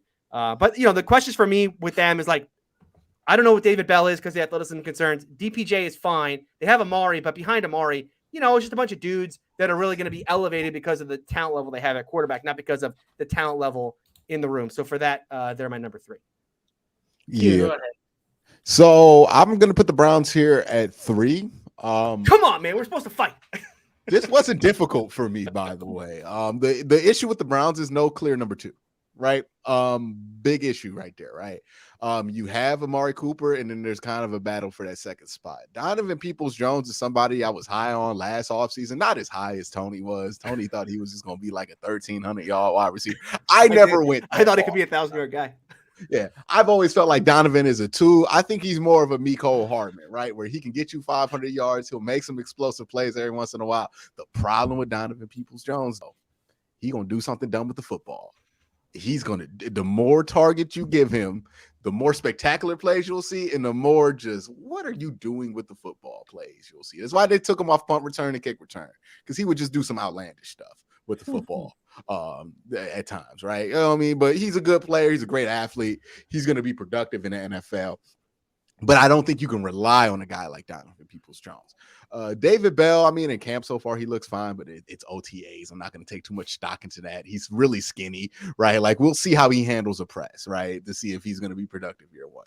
But he looks fine right now. The tape is great. If he survives 2 weeks in training camp and he's eating Denzel Ward in training camp, I'll get excited.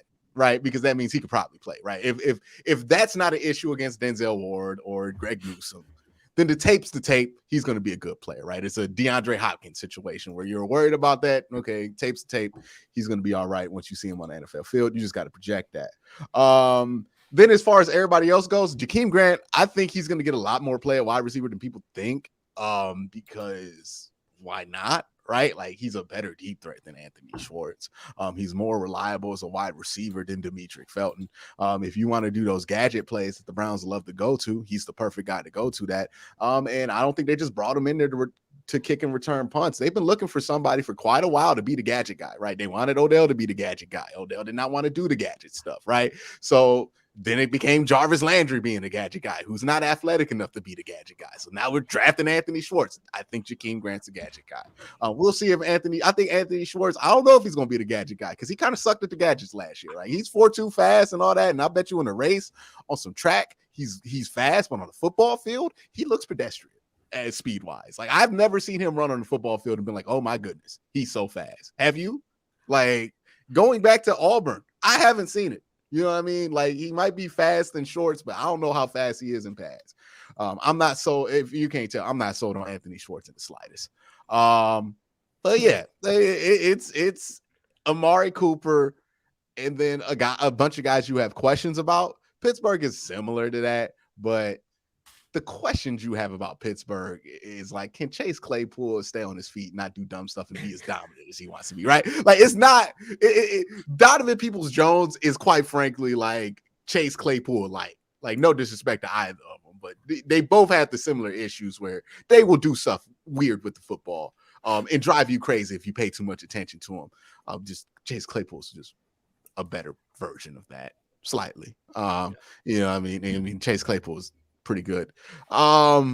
He's actually the best wide receiver on the Steelers. Yeah. I know you're gonna have this take. Yeah, this is where we're gonna fight, but that's fine. That's fine. You can be wrong. You can be. I was wrong on Donovan Peoples-Jones. You can be wrong on Deontay. I don't know, man. The fact that you're high on George Pickens makes me rethink my love for George Pickens because it ain't worked out for the dudes you've been low on, right? Like you've been low on Chase, you've been low on Freiermuth. Them dudes worked out. Now, did Chase work out? Huh? Did Chase work out, or was I actually sneaky right on that? I think you're trying to be right early, on it, but it's not like Chase Claypool's an absolute disaster at wide receiver. You know what I mean? True. Like it is true. He's value. Well, he was a second round pick. Yeah. It's only because he had that crazy first year that people even think that this year's a disappointment. I mean, well, I can't wait to talk about. Can't wait to talk about Chase Claypool's contract extension with Tony. Look, sure. He ain't getting one. Also, we have to acknowledge that, like, with Chase Claypool's biggest issue is that he doesn't stay on his feet after he catches the ball. I mean, you could have worse problems, right? You could have a wide receiver out there dribbling the football, but that's a different story for a different day. But yeah, it's just, the Browns are 3. I think they're fine, right? 3 is probably a fine spot to be. Right now, I don't think it's a bad wide receiver room. Sure, if an injury happens, I mean, we can say that with everybody. They're going to be in trouble, except for the Bengals. They could have like 2 injuries and be fine as long as it's not Jamar Chase. But everybody else, the injuries are going to kill them, right? I don't know with Pittsburgh because they have so many guys that can just like pop up out of nowhere that they might be fine too with the injury. Mm-hmm. Ray McCloud Part 2 coming up. Yeah, is Deontay Johnson really getting hurt? Going to really tank? Well, they might be tanked by something else. But yeah, I'm going to put him at 3, even though it is quite possible that this Browns receiving room outproduces Pittsburgh's room. But I think that's going to have more to do with what Pittsburgh has going at the quarterback position, more so than anything, or what they're going to do philosophy-wise when it comes to Najee Harris, because you can have this quarterback competition between Kenny Pickett and Mitchell Trubisky all you want. Mm-hmm. Najee Harris is the quarterback because who can hand off best. Is you know what I mean? Najee is like, look, I don't care who got the ball. Off. I like it handing off. You know what I mean? Like that's all Najee told him. When I'm on that toss, right here. I don't want to turn. I want to and then hit it right there. Like when I turn for that slip screen.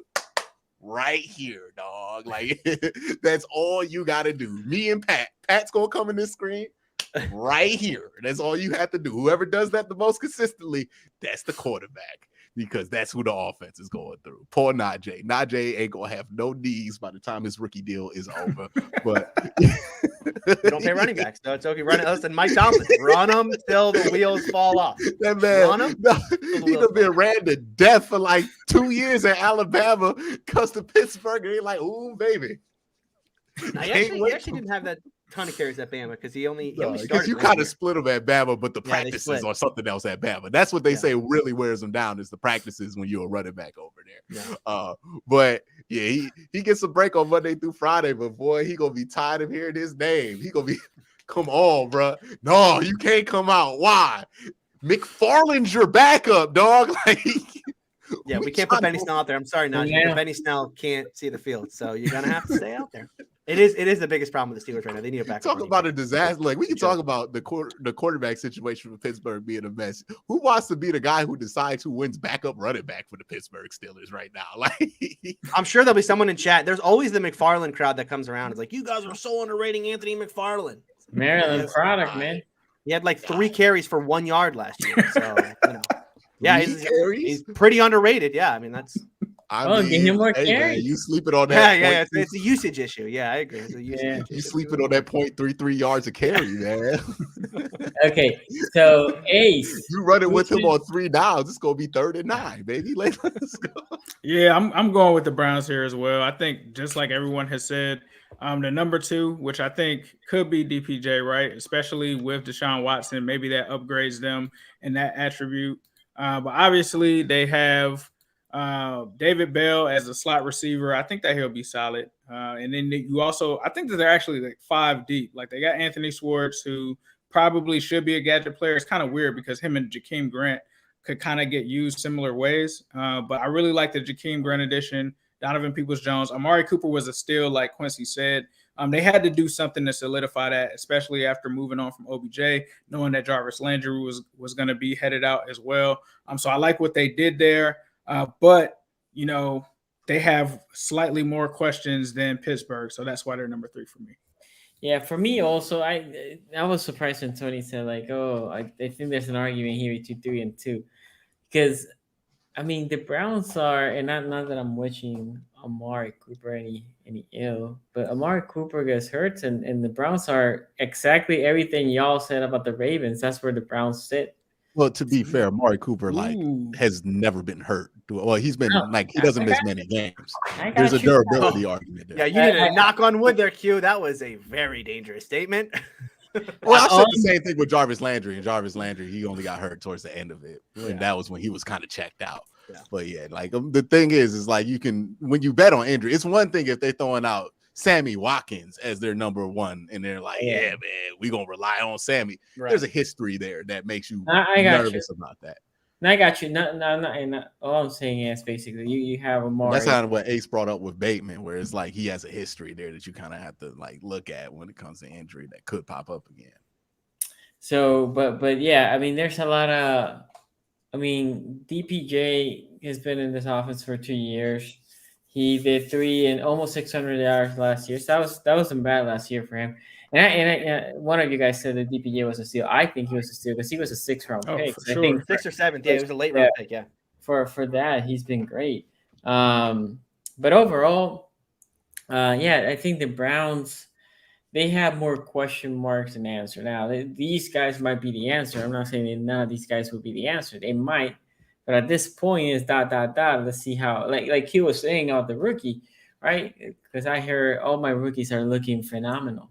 And mini camps and OTA. You would think they're Jesus in their positions, but it's OTAs and mini camps. We'll see when they put pads, and let's see how they perform.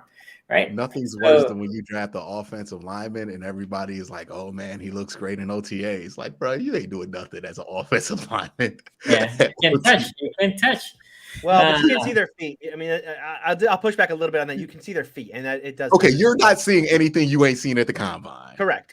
Yeah, you know what I mean? Like, correct. Oh, you can hear from Linderbaum, man, that boy can snap. Oh, that was a big problem though a couple years ago. Don't act like that wasn't a huge like the issue. snaps are too high and it's throwing off Lamar on the For offense. us, yes, I agree. It was a problem in Pittsburgh too.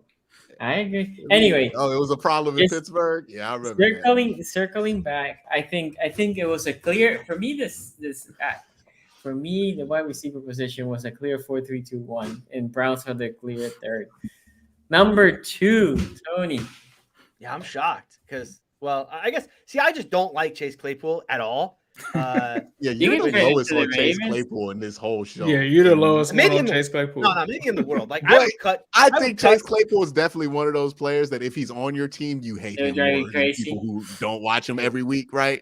Like, And here's the thing, and I love Deontay, right? And Deontay has some things about him that makes him easily hateable too, right? I mean, like Deontay last year, we talked about the drops. I mean, he basically fixed. I refused to talk about it on the show because I did not want to jinx it because he was having a phenomenal year when it came to drops. And he finished the year legitimately with a very good year with drops. I mean, it was basically league average, 5% drop rate. The problem for Deontay was the last 2 games of the year. I mean, it all came. I mean, it was exactly what we fear about Deontay, which is in the biggest moments of the biggest games, you can't count on this kid, which is so unfortunate because he moved. I mean, like I still remember the first day of training camp when he was going. His pads weren't on yet, but you were just watching him go through the 11 on 11 drill.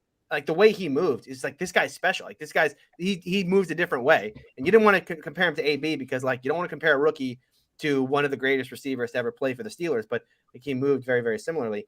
I'm always going to wonder about Deontay. He likely won't re-sign with the Steelers. They're going to go down the whole like don't pay a receiver thing. So I'll be happy to see if he lands on his feet somewhere with a good quarterback, like what that would look like. Because I know Steeler fans aren't going to like me saying this about Deontay, but he hasn't had a good quarterback his whole time. His rookie year was the year Ben got hurt, so he played with Mason and Duck.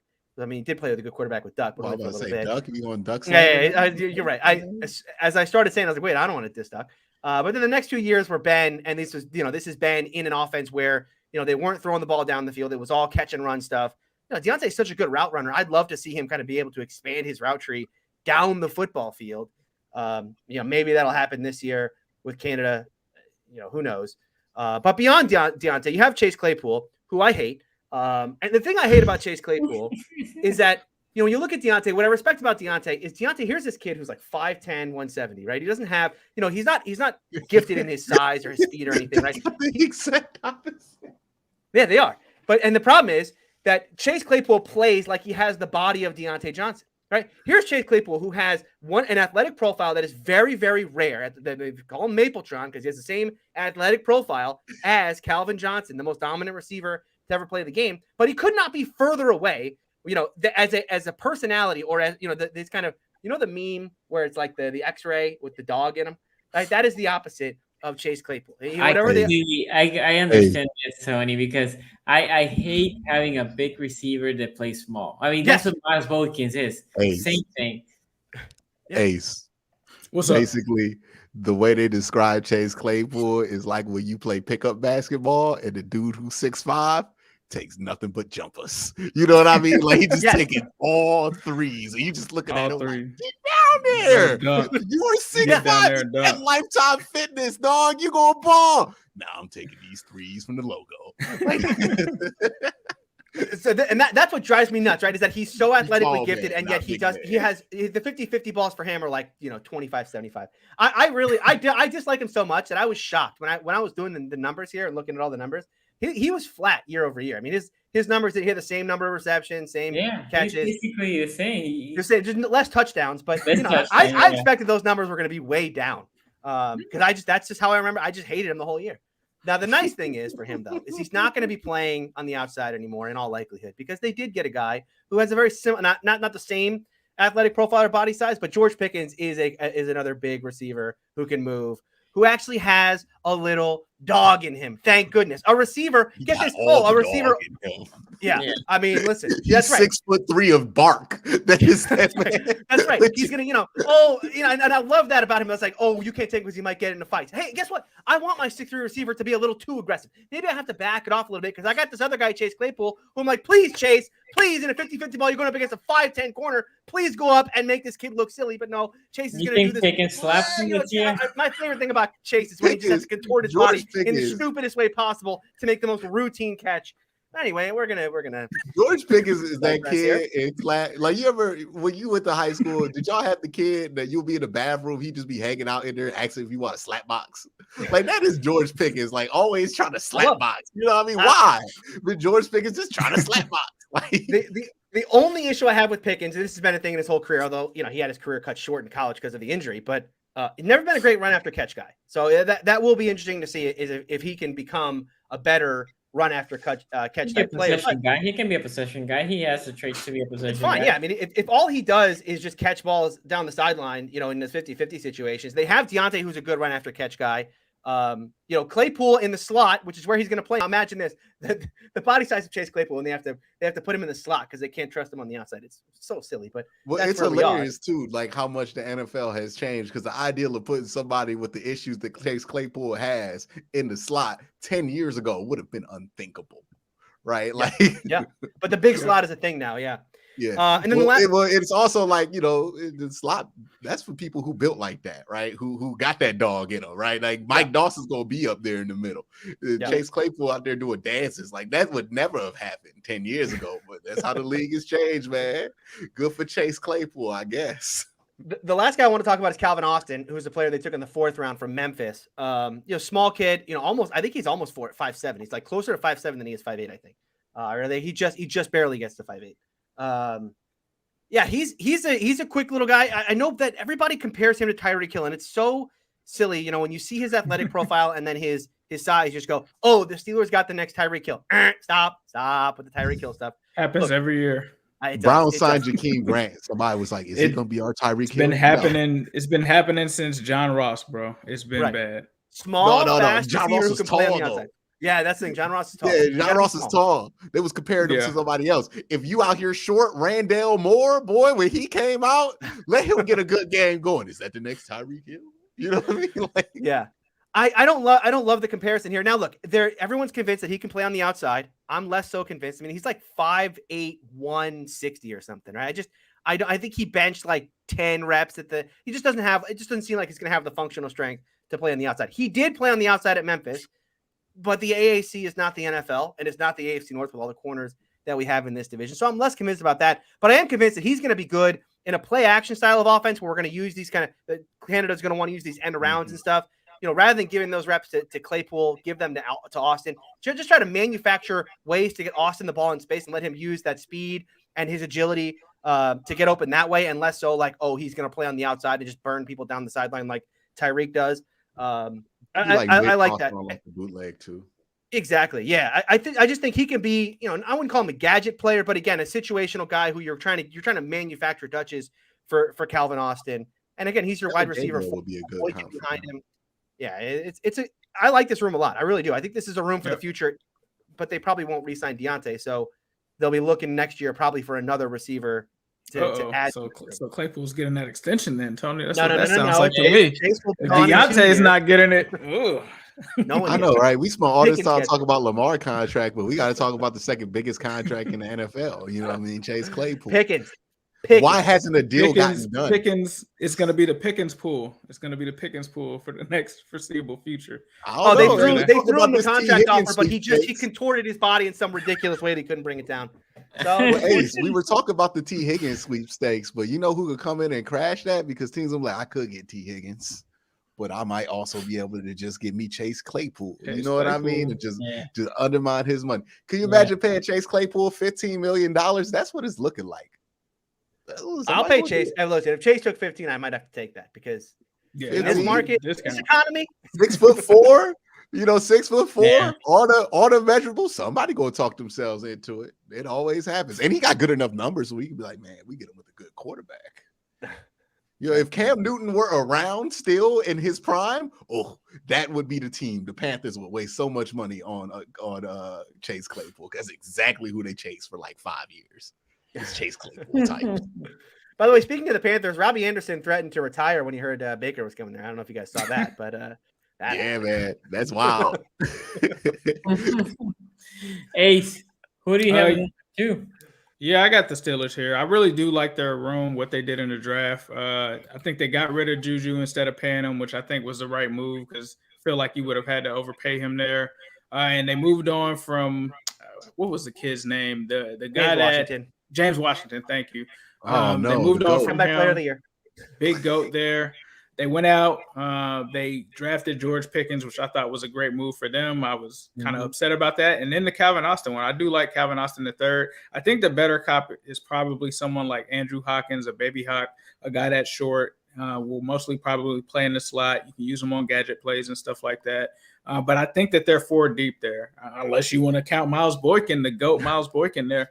But I think they have a solid 4. I think Deontay is kind of underrated compared to some of the spaces that I've been in. I think Deontay Johnson is a good receiver. He's the number 1. Claypool's the number 2. George Pickens, number 3, 4. So I got the Steelers second. By the way, we give Sonny and Raven fans all this flack about all these wide receivers they be cheerleading that don't end up being great.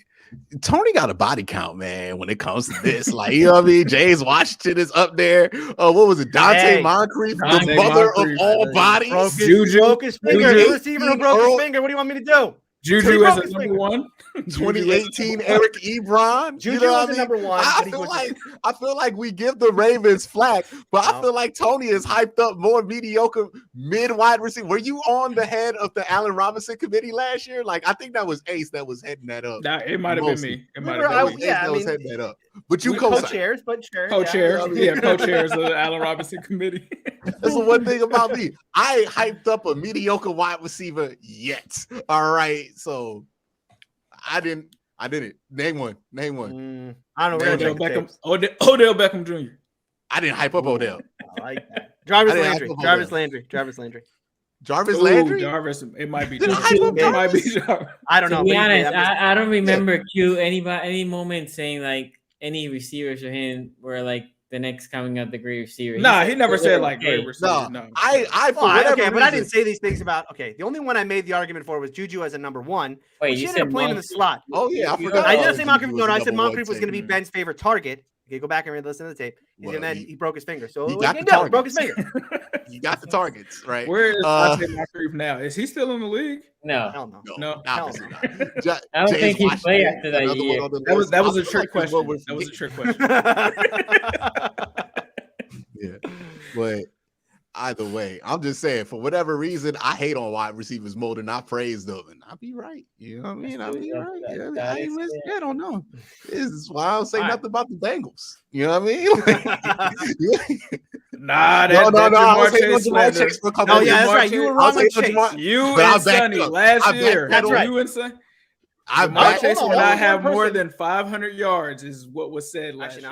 All right, but then week 1 happened, and I backpedaled like prime Deion Sanders. I was like, "Ooh, let me abandon this one." Sonny said that Bateman was gonna have more yards than Chase. It got crazy. That was after he was. Hot takes episode, yeah.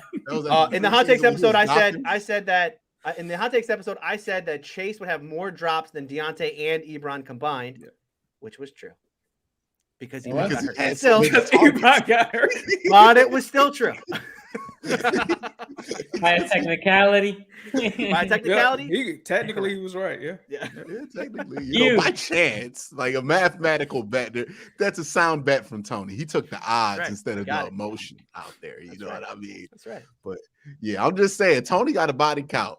We don't be acknowledging this, but Steelers fans starting to hype up some mid on a consistent basis. You know what I mean? I'm just saying. Deontay Johnson's right about Claypool. He was right about Deontay though, because he compared Deontay to AB, and I was like, whoa. And I'm not saying he's AB. He's not AB, but he's better than I thought. Like Tony was right about Deontay being a good receiver. But I would argue that they overhyped him. AB is a bit much. Tony underhypes. I don't know that I ever compared him to AB. I tried real hard not to compare him to AB. You did. No, you compared him to AB. Okay, but in what context? Like he moves and plays like AB does. Not as good, but he moves and plays like AB. I remember Steelers fans being like, we took him with the same pick that we took Antonio Brown from the trade. It's poetry that we got the next Antonio Brown with the. I remember. He's still good, but you know what? I'm not even gonna back off that take, because if I said it, I'm thinking about it right now. I wonder what Deontay would be like if he played with Aaron Rodgers. Or he played even with Burrow or any of these other. I thought you were going to do the classic. Well, Antonio Brown really didn't go off till year 4. Which is true. No, it's not true. I think year 3 was his big year. We kind of knew with Antonio Brown he was going to be good. Tony was right about AB. Year 1, he had that catch. He had the helmet catch. He was right about AB. He said AB was about to be on the downward trend. He definitely called that one. I'm just saying. That's right. That's the biggest L of this show is how it started when you all blamed Ben. You all said, "Oh, Ben's the real issue. Ben's the real issue." Yeah. I remember. Yeah. Well, Pepperidge Farm. Yeah, I mean, like on the field, like AB was a good player still. It's just, we didn't know the catastrophic meltdown that was about to happen to his career, which would lead to him playing in 4 years he's played like 3 games or something crazy like that. Like, yeah. Q, you got the Steelers number 2, I'm assuming. Yeah, I already put them at number 2, didn't I? Oh yeah. So he already put it on. And then I have the Steelers number 2 because Deontay has been proven that he's a good receiver. Claypool, for all the hate that Tony has given him, he is if anything, he's consistent in the last 2 years. Consistently hate him. Yep, I do consistently hate him week to week. He played one less game last year, and he had the same amount of yardage, but he's more efficient.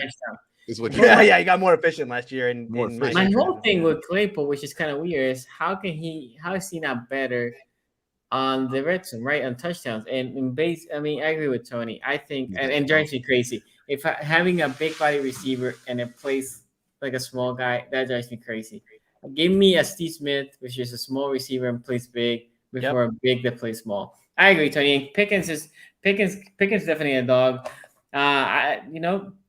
I think it was a clear 2, to be honest. And number 1, the Grand Canyon of all separations here. Go ahead. Is George Pickens gonna be barking at people in training camp though? Like, I hope so. That Pickens and Claypool fight is happening. I don't care. Oh my! You know what I can't wait. You know what I can't wait for? It's happening. No, here's what I can't wait for. When the Browns play the Steelers, right? There are 2 players who have nothing but dog in them, literally, right?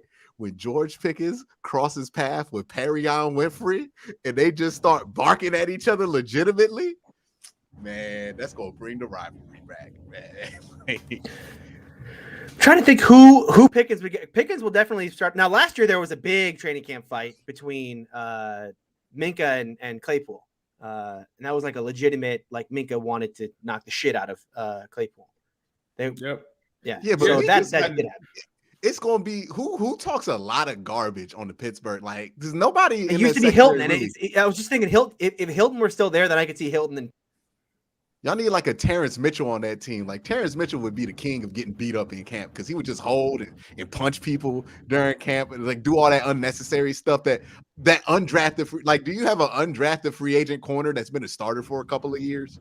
That's gonna be the dude. James Pierre. James Pierre. Oh, it's gonna be James Pierre and George Pickens fighting for your heart in Latrobe. To me, James Pierre. I think we definitely all have the Bengals number 1. I think it's similar to the Browns running back situation. I mean, it's just a clear lead and a clear gap there. I think the Steelers could potentially challenge it, but I think where it's at right now, I think it would take a lot for them to challenge it because you would need Jamar Chase to come way back down to earth, and then you would need someone from the. So the problem I have with the Steelers, and the reason why I almost put the Steelers at 3, is they don't have a number 1. They still don't have a number 1. We'll go back to Deontay's not number 1. Deontay, I can't trust. Look, I love Deontay. Deontay Johnson. I would love for the Steelers to re-sign him. But what I was there in Kansas City. I saw the place like live in person. I mean, it was just so disheartening to watch Deontay revert to form when it came to routine. It wasn't like there's a guy breathing down his neck. Oh, he dropped it because he alligator arm didn't want to get hit or anything like that. These are just mental mistakes in the biggest moments that you can't have from your number 1 guy. I mean, again, Jamar Chase, he did have a lot of drops this year, but he made up for it because he is a superstar, again, like a top 5 type receiver. Deontay's not a top 5 guy. I mean, would we even put Deontay right now in the top 20, top 30? Like, no. I would. You wouldn't put him there? I don't know that. You saying he at T. Higgins level? No, I think. Nah, I don't know. I think him and T. Higgins are pretty close. I think it's 3rd and 7. 3rd and 7. You feel the same about throwing a route to him on 3rd and 7 that you feel about. I mean, okay, he has a dropping issue, but if to me, like he's a low end wide receiver 1. If you got 1,100 yards as a number 1 receiver, I feel like you're like low end. I feel like he's like the lowest end then. Because for me, I need my wide receiver 1 to be someone I can trust. Right, game on the line. We're 2-minute drill. Yeah. Who am I going to? I can't trust it. I'm going to Deontay. Can you trust Amari Cooper like that? I would trust him more than I would trust Deontay Johnson. Amari has peaks and valleys. Amari will have games that you're like, shit. Dude, if you're, but the thing with Amari Cooper is like, if you're relying on Amari Cooper for a 100-yard game, he's not going to give you that every week. But if you're relying on Amari Cooper for one play, you would probably trust that more than you would trust Deontay Johnson. Like, no disrespect to Deontay. Yeah. It's just he has some issues. Especially Deontay with that drop issue. Yeah. Okay, so this is what I would say. The reason for if he didn't have the drop issue, he would absolutely be up there. But he was. Issue. Yeah. The reason for me why the Bengals is a clear one is because you take Chase, it's a top 3 in the league, right? So he's in our division, he's in a different league. But then let's eliminate Chase, right? Let's eliminate him from this conversation. T. Higgins is the second best receiver in this division, right? So just because of that, you take Chase, which is a top 3 in the league. Yeah. Then you take T. Higgins, and he's still, top 1, whatever you want to put him. But then you take T. Higgins, he's still the best after Chase. And then you take Boyd, right? And you can argue that Boyd is the best slot in this division. I was just thinking it would be more so if the only way that I could see the Steelers overtaking us or coming close to us is if all 4 of those guys are good. Like, because we have those 3, but we don't have a 4th. Like, now that Auden Tate is gone, like Mike Thomas is, he's not that guy. Yeah, it is an interesting thing about the Bengals room is that, and this is a natural thing that happens, especially as you get this talent at the top, is that your depth kind of goes away because those guys are definitely not going to re-sign to play on a team where they're at best the 4th guy in the room. Although I did find it very cute, Ace. I think it was last night that you were musing the idea of like, OBJ, maybe OBJ a little bit. This all started because OBJ decided to comment on a Joe Burrow Instagram thing, calling him the chosen one or the one. And now everybody's like OBJ on like a playoff deal, maybe. I don't know. Ace, I'm just telling you, as a veteran of the OBJ antics on social media, dog, he bored. That man been bored for months. He just been saying stuff. I'm getting Kenny Galladay vibes where he's like I might sign with the Bengals to get like a contract out of some other team. He's not even doing that. I don't even think he's trying to do that. I think he's just like, man, I'm bored, man. Let me go mess with people on social media. I think he really wants to just he's just bored. He was doing this with Cleveland, dog. He was like replying to trolls in Cleveland, being like, y'all don't know the whole story. And you know how Odell tweets. Like, it's hard to decipher sometimes because he be using Z's and letters and shit. But, it just don't be nothing OBJ puts on Twitter, man. It ain't even worth it. It ain't never going to get no answers. It's nothing. For us, it's like, dude, you probably would have to take like $2 million if you're coming for us, and it's like to be wide receiver 4. You're not gonna be wide receiver 1, 2, or 3. Like you would be wide receiver 4. Well, he was that in LA for the most part, right? Until Robert Woods went down. Well, Robert Woods went down before he got there, but who else? No, it was the week he got there. They traded for him, and then that week he went down. So he'll be fine doing that. But it's just.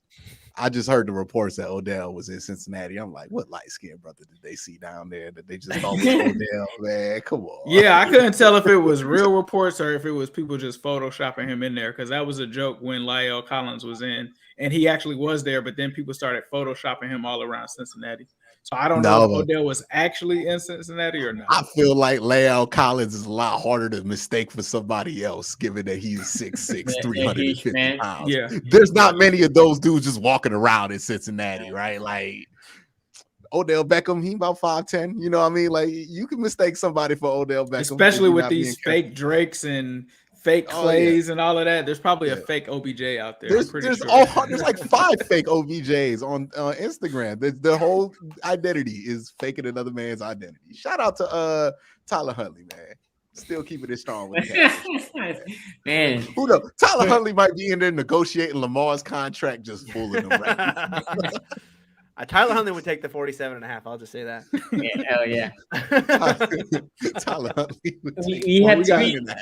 We gotta let Sonny get to sleep. He's across the pond, man. We have 3 super chats. Let me go with super chats here. Well, can Deontay be like AB till he kicks a Brown punter in the face? If only Deontay used to return kicks. You know what though? I kind of missed that I wasn't on Twitter for that, because as much as I don't like Antonio Brown and what he did to the Cleveland Browns, boy, it would be nice to see them people with punter jerseys just be melting. You know what I mean? Because their king got kicked in the face. Yeah, I mean, sometimes I watch that and be like, Antonio, you did one good thing in your NFL It was like real talk though. I was at that game. That was a very stupid play. He got an easy touchdown if he. It was right open. Like there was nobody in touchdown frame in the world, and then he decides I'm gonna leap him, which I don't know. I mean, maybe he really just want to drop kick him because. Here's why it wasn't a dumb play. Yeah, here's why it wasn't a dumb play because I know what Antonio Brown was thinking when he did that. We gonna win whether I score this touchdown. Yeah, that's true. It's the Browns. Did he even get suspended or fined for that? He got fined. He got fined. He got fined a little bit, right? Yeah. That game came down to a field goal later on. I mean, that was a very close game in the second half. That game I've never seen the Steelers sweat before, like they beat them in a wild card, like the Browns did. They could be this close. Steelers on the sideline, relax. Like, it's Cleveland, baby. We gonna get this field goal and win. Like they have never sweated until they lost that. True. Once we got in range, Boz wasn't gonna miss. So yeah. Well, I mean, they just feel like something's gonna go wrong. Derek Anderson could have had the ball, and y'all would have been like, oh yeah, he's gonna throw an interception. Like it's just been like that. That's why I hate Pittsburgh. Yeah. The absolute we could have Pittsburgh on the edge, dog. Like about to kick a 30-yard field goal and win the game, and they'll be on the sideline like, nah, man, we good. No, that's not true. There was the one game. It was week 17. I think it was the game you guys were winless, and that was where I was actually like, "Oh my god, we are actually going to lose to the Browns." And then like threw an interception in overtime or something. I mean, that was a crazy game. That one actually not crazier than these Jets fans with saying that they're sweeping the North. Not crazier than that. Yes, a Jets fan in the chat said that they're sweeping the AFC North. They have said that. They think that. They really think that Zach Wilson is sweeping the North. Yeah, with interceptions. Is that what he's sweeping the AFC North with a bunch of interceptions and L's? I don't know. What was Zach Wilson's numbers looking like last year? Let me horrible. Not good. And I like Zach Wilson. Very not good. Let me see. Ray Rack here says, how much can I pay for one of you to just lie and say your favorite team is number one at every position? I just want to see someone try to argue every week. Okay. I thought about doing this, but it would the meme would get old after like episode 2 of trying to do this. Yeah. And then number 2, we did have an episode. If you want to see one where everybody trolls, go last year to the defensive line episode. If you want to see like a troll at the end like that, I think that would actually make for a less fun show. As funny as the thought is, I think it actually makes for a less fun show than the actual natural arguments that come from. Yep. Yeah, what we actually. If you want the trolls, wait until the hot take show. Just wait until the hot take. It's the fun show. Come on, that is the show. Wait until Mitchell Trubisky wins 3 games for the Steelers, dog. If you want to see Tony get excited, well, the first one's going to be over Joe Burrow, so that's going to make it even sweeter. Tony, don't you have the Mitch Magic shirt? I do. That's how he cursed him. Once he gets the shirt, that player it does sting that the son of Carl Pickens is going to be in black and gold. That does sting a little bit. By the way, Zach Wilson out here putting up emergency services numbers. That's crazy. Yeah, it's not good. Somebody call 911. Mike White's better. What? You guys heard something? Mike White 3-10. Joe Burrow did not go 3-10. Joe Burrow did not go 3-10. Right? He was like 3-7 and beat the Titans. His first year, something like that. But they did well. No, I guess Zach Wilson didn't beat. Hey, the Jets re-signed Flacco again. They still have Flacco there. He's like you gotta keep the insurance. A mentor. He's mentoring his former Super Bowl MVP, Joe Flacco. Right. Was he the Super Bowl MVP? He was. Yes, former Super Bowl MVP. Put that respect on his name. Him and Nick Foles. Now, legitimately, I know we started the first take argument at the end of last show. Legitimately, Nick Foles or Joe Flacco, who's the worst quarterback to ever win the Super Bowl MVP? Him, Ron Jaworski. There are just some bad quarterbacks that have won that award. Foles. I think Flacco had a good career. No, Flacco's the worst one because Foles beat Brady. Yeah, that's what I'm saying. He beat Brady. Okay, so you're talking about who had the better game that day or better? No, I'm like because you got to add that in with Nick Foles. It's like, Joe Flacco did all that stuff, but he didn't beat Brady in a shootout. Super Bowl.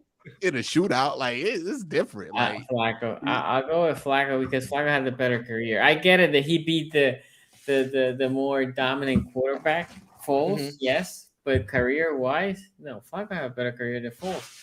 Foles had that good year, and after that. And before that, Flacco was a consistent good quarterback in this league. Yeah, I can't say anything bad here because I hated Flacco. But the he's reason why I Andy hate Dalton, Flacco but is with the stuff. Super Bowl ring. He's Andy but Dalton with the Super my Bowl ring. point is, even if you think that Foles was I don't know. basically Andy He's Dalton better had than an MVP Foles. level He's season, better though. than Foles. But I would that's never the say argument. That's Flacco the is way argument better here. than Foles. Flacco is way better than Foles. But Let's Nick be real. Foles has had like a 7 touchdown game. Like we can't act like Nick Foles' career has been chopped liver. Like he just ain't never got the All I'm saying opportunity. is Flacco's better. Oh, than they are Foles. pointing out, by the way, chat's pointing out that Flacco did beat both Peyton and Brady in the run to the Super Bowl. That's not true. impressive. That don't count though. If Yeah, you don't beat Flacco- Brady in the Yeah, Super I Bowl, was just it gonna don't say matter. that, Q. It doesn't count. Yeah, it's like the Undertaker at WrestleMania. It don't matter if you beat the Undertaker at Survivor Series. Like That's nobody right. cares Exactly about that. right. That's You know what I mean? exactly right. Flacco could never beat him in the Super Bowl. They're in the same conference. You had to wait till they went to the Tom Bucks. Brady Should have beat waited. by Should have Nick waited till they went to Foles the Bucks. and Eli Manning twice. Oh my God. Okay. Well, Every time we know- talk about this, when you play against the greatest quarterbacks, you need a great quarterback to beat the great quarterback. And Nick Foles and Eli Manning took down Tom Brady. yeah. Like Yeah. 3 times. We're That's doing crazy. O-line next week, right? We are doing O-line next week, and then we're gonna take a This will be small break interesting. before. Oh yeah, the O-line one is the one that I'm legit very interested in. This is another one that I get to just look. Steelers are 4, fine, but then I get the rest of it. I just get to sit back. We're gonna make a popcorn, and I'm just gonna enjoy the show. We're Yeah, gonna I'm watch also the gonna throw some heat Ravens, in the there, too. Steelers, and the Bengals have themselves a mid-off. It's gonna be great. You know what I No, mean? it's between the Bengals and I want to give it away, but I think there's an obvious Leave number for one. next week. Leave for next I don't week. think I don't think everyone on the show is going to agree that there's an obvious number one. Nope. I think there's an obvious number one. So and then the other thing we're gonna try next week is to have a live for the Patreon. So if you're a Patreon subscriber, this next week we'll do a live in the Patreon. So if you're not a Patreon subscriber and want to be in that live, please, the link is below. Be a Patreon subscriber, and that's another way to support the show. Thank you everybody for joining us. We'll see y'all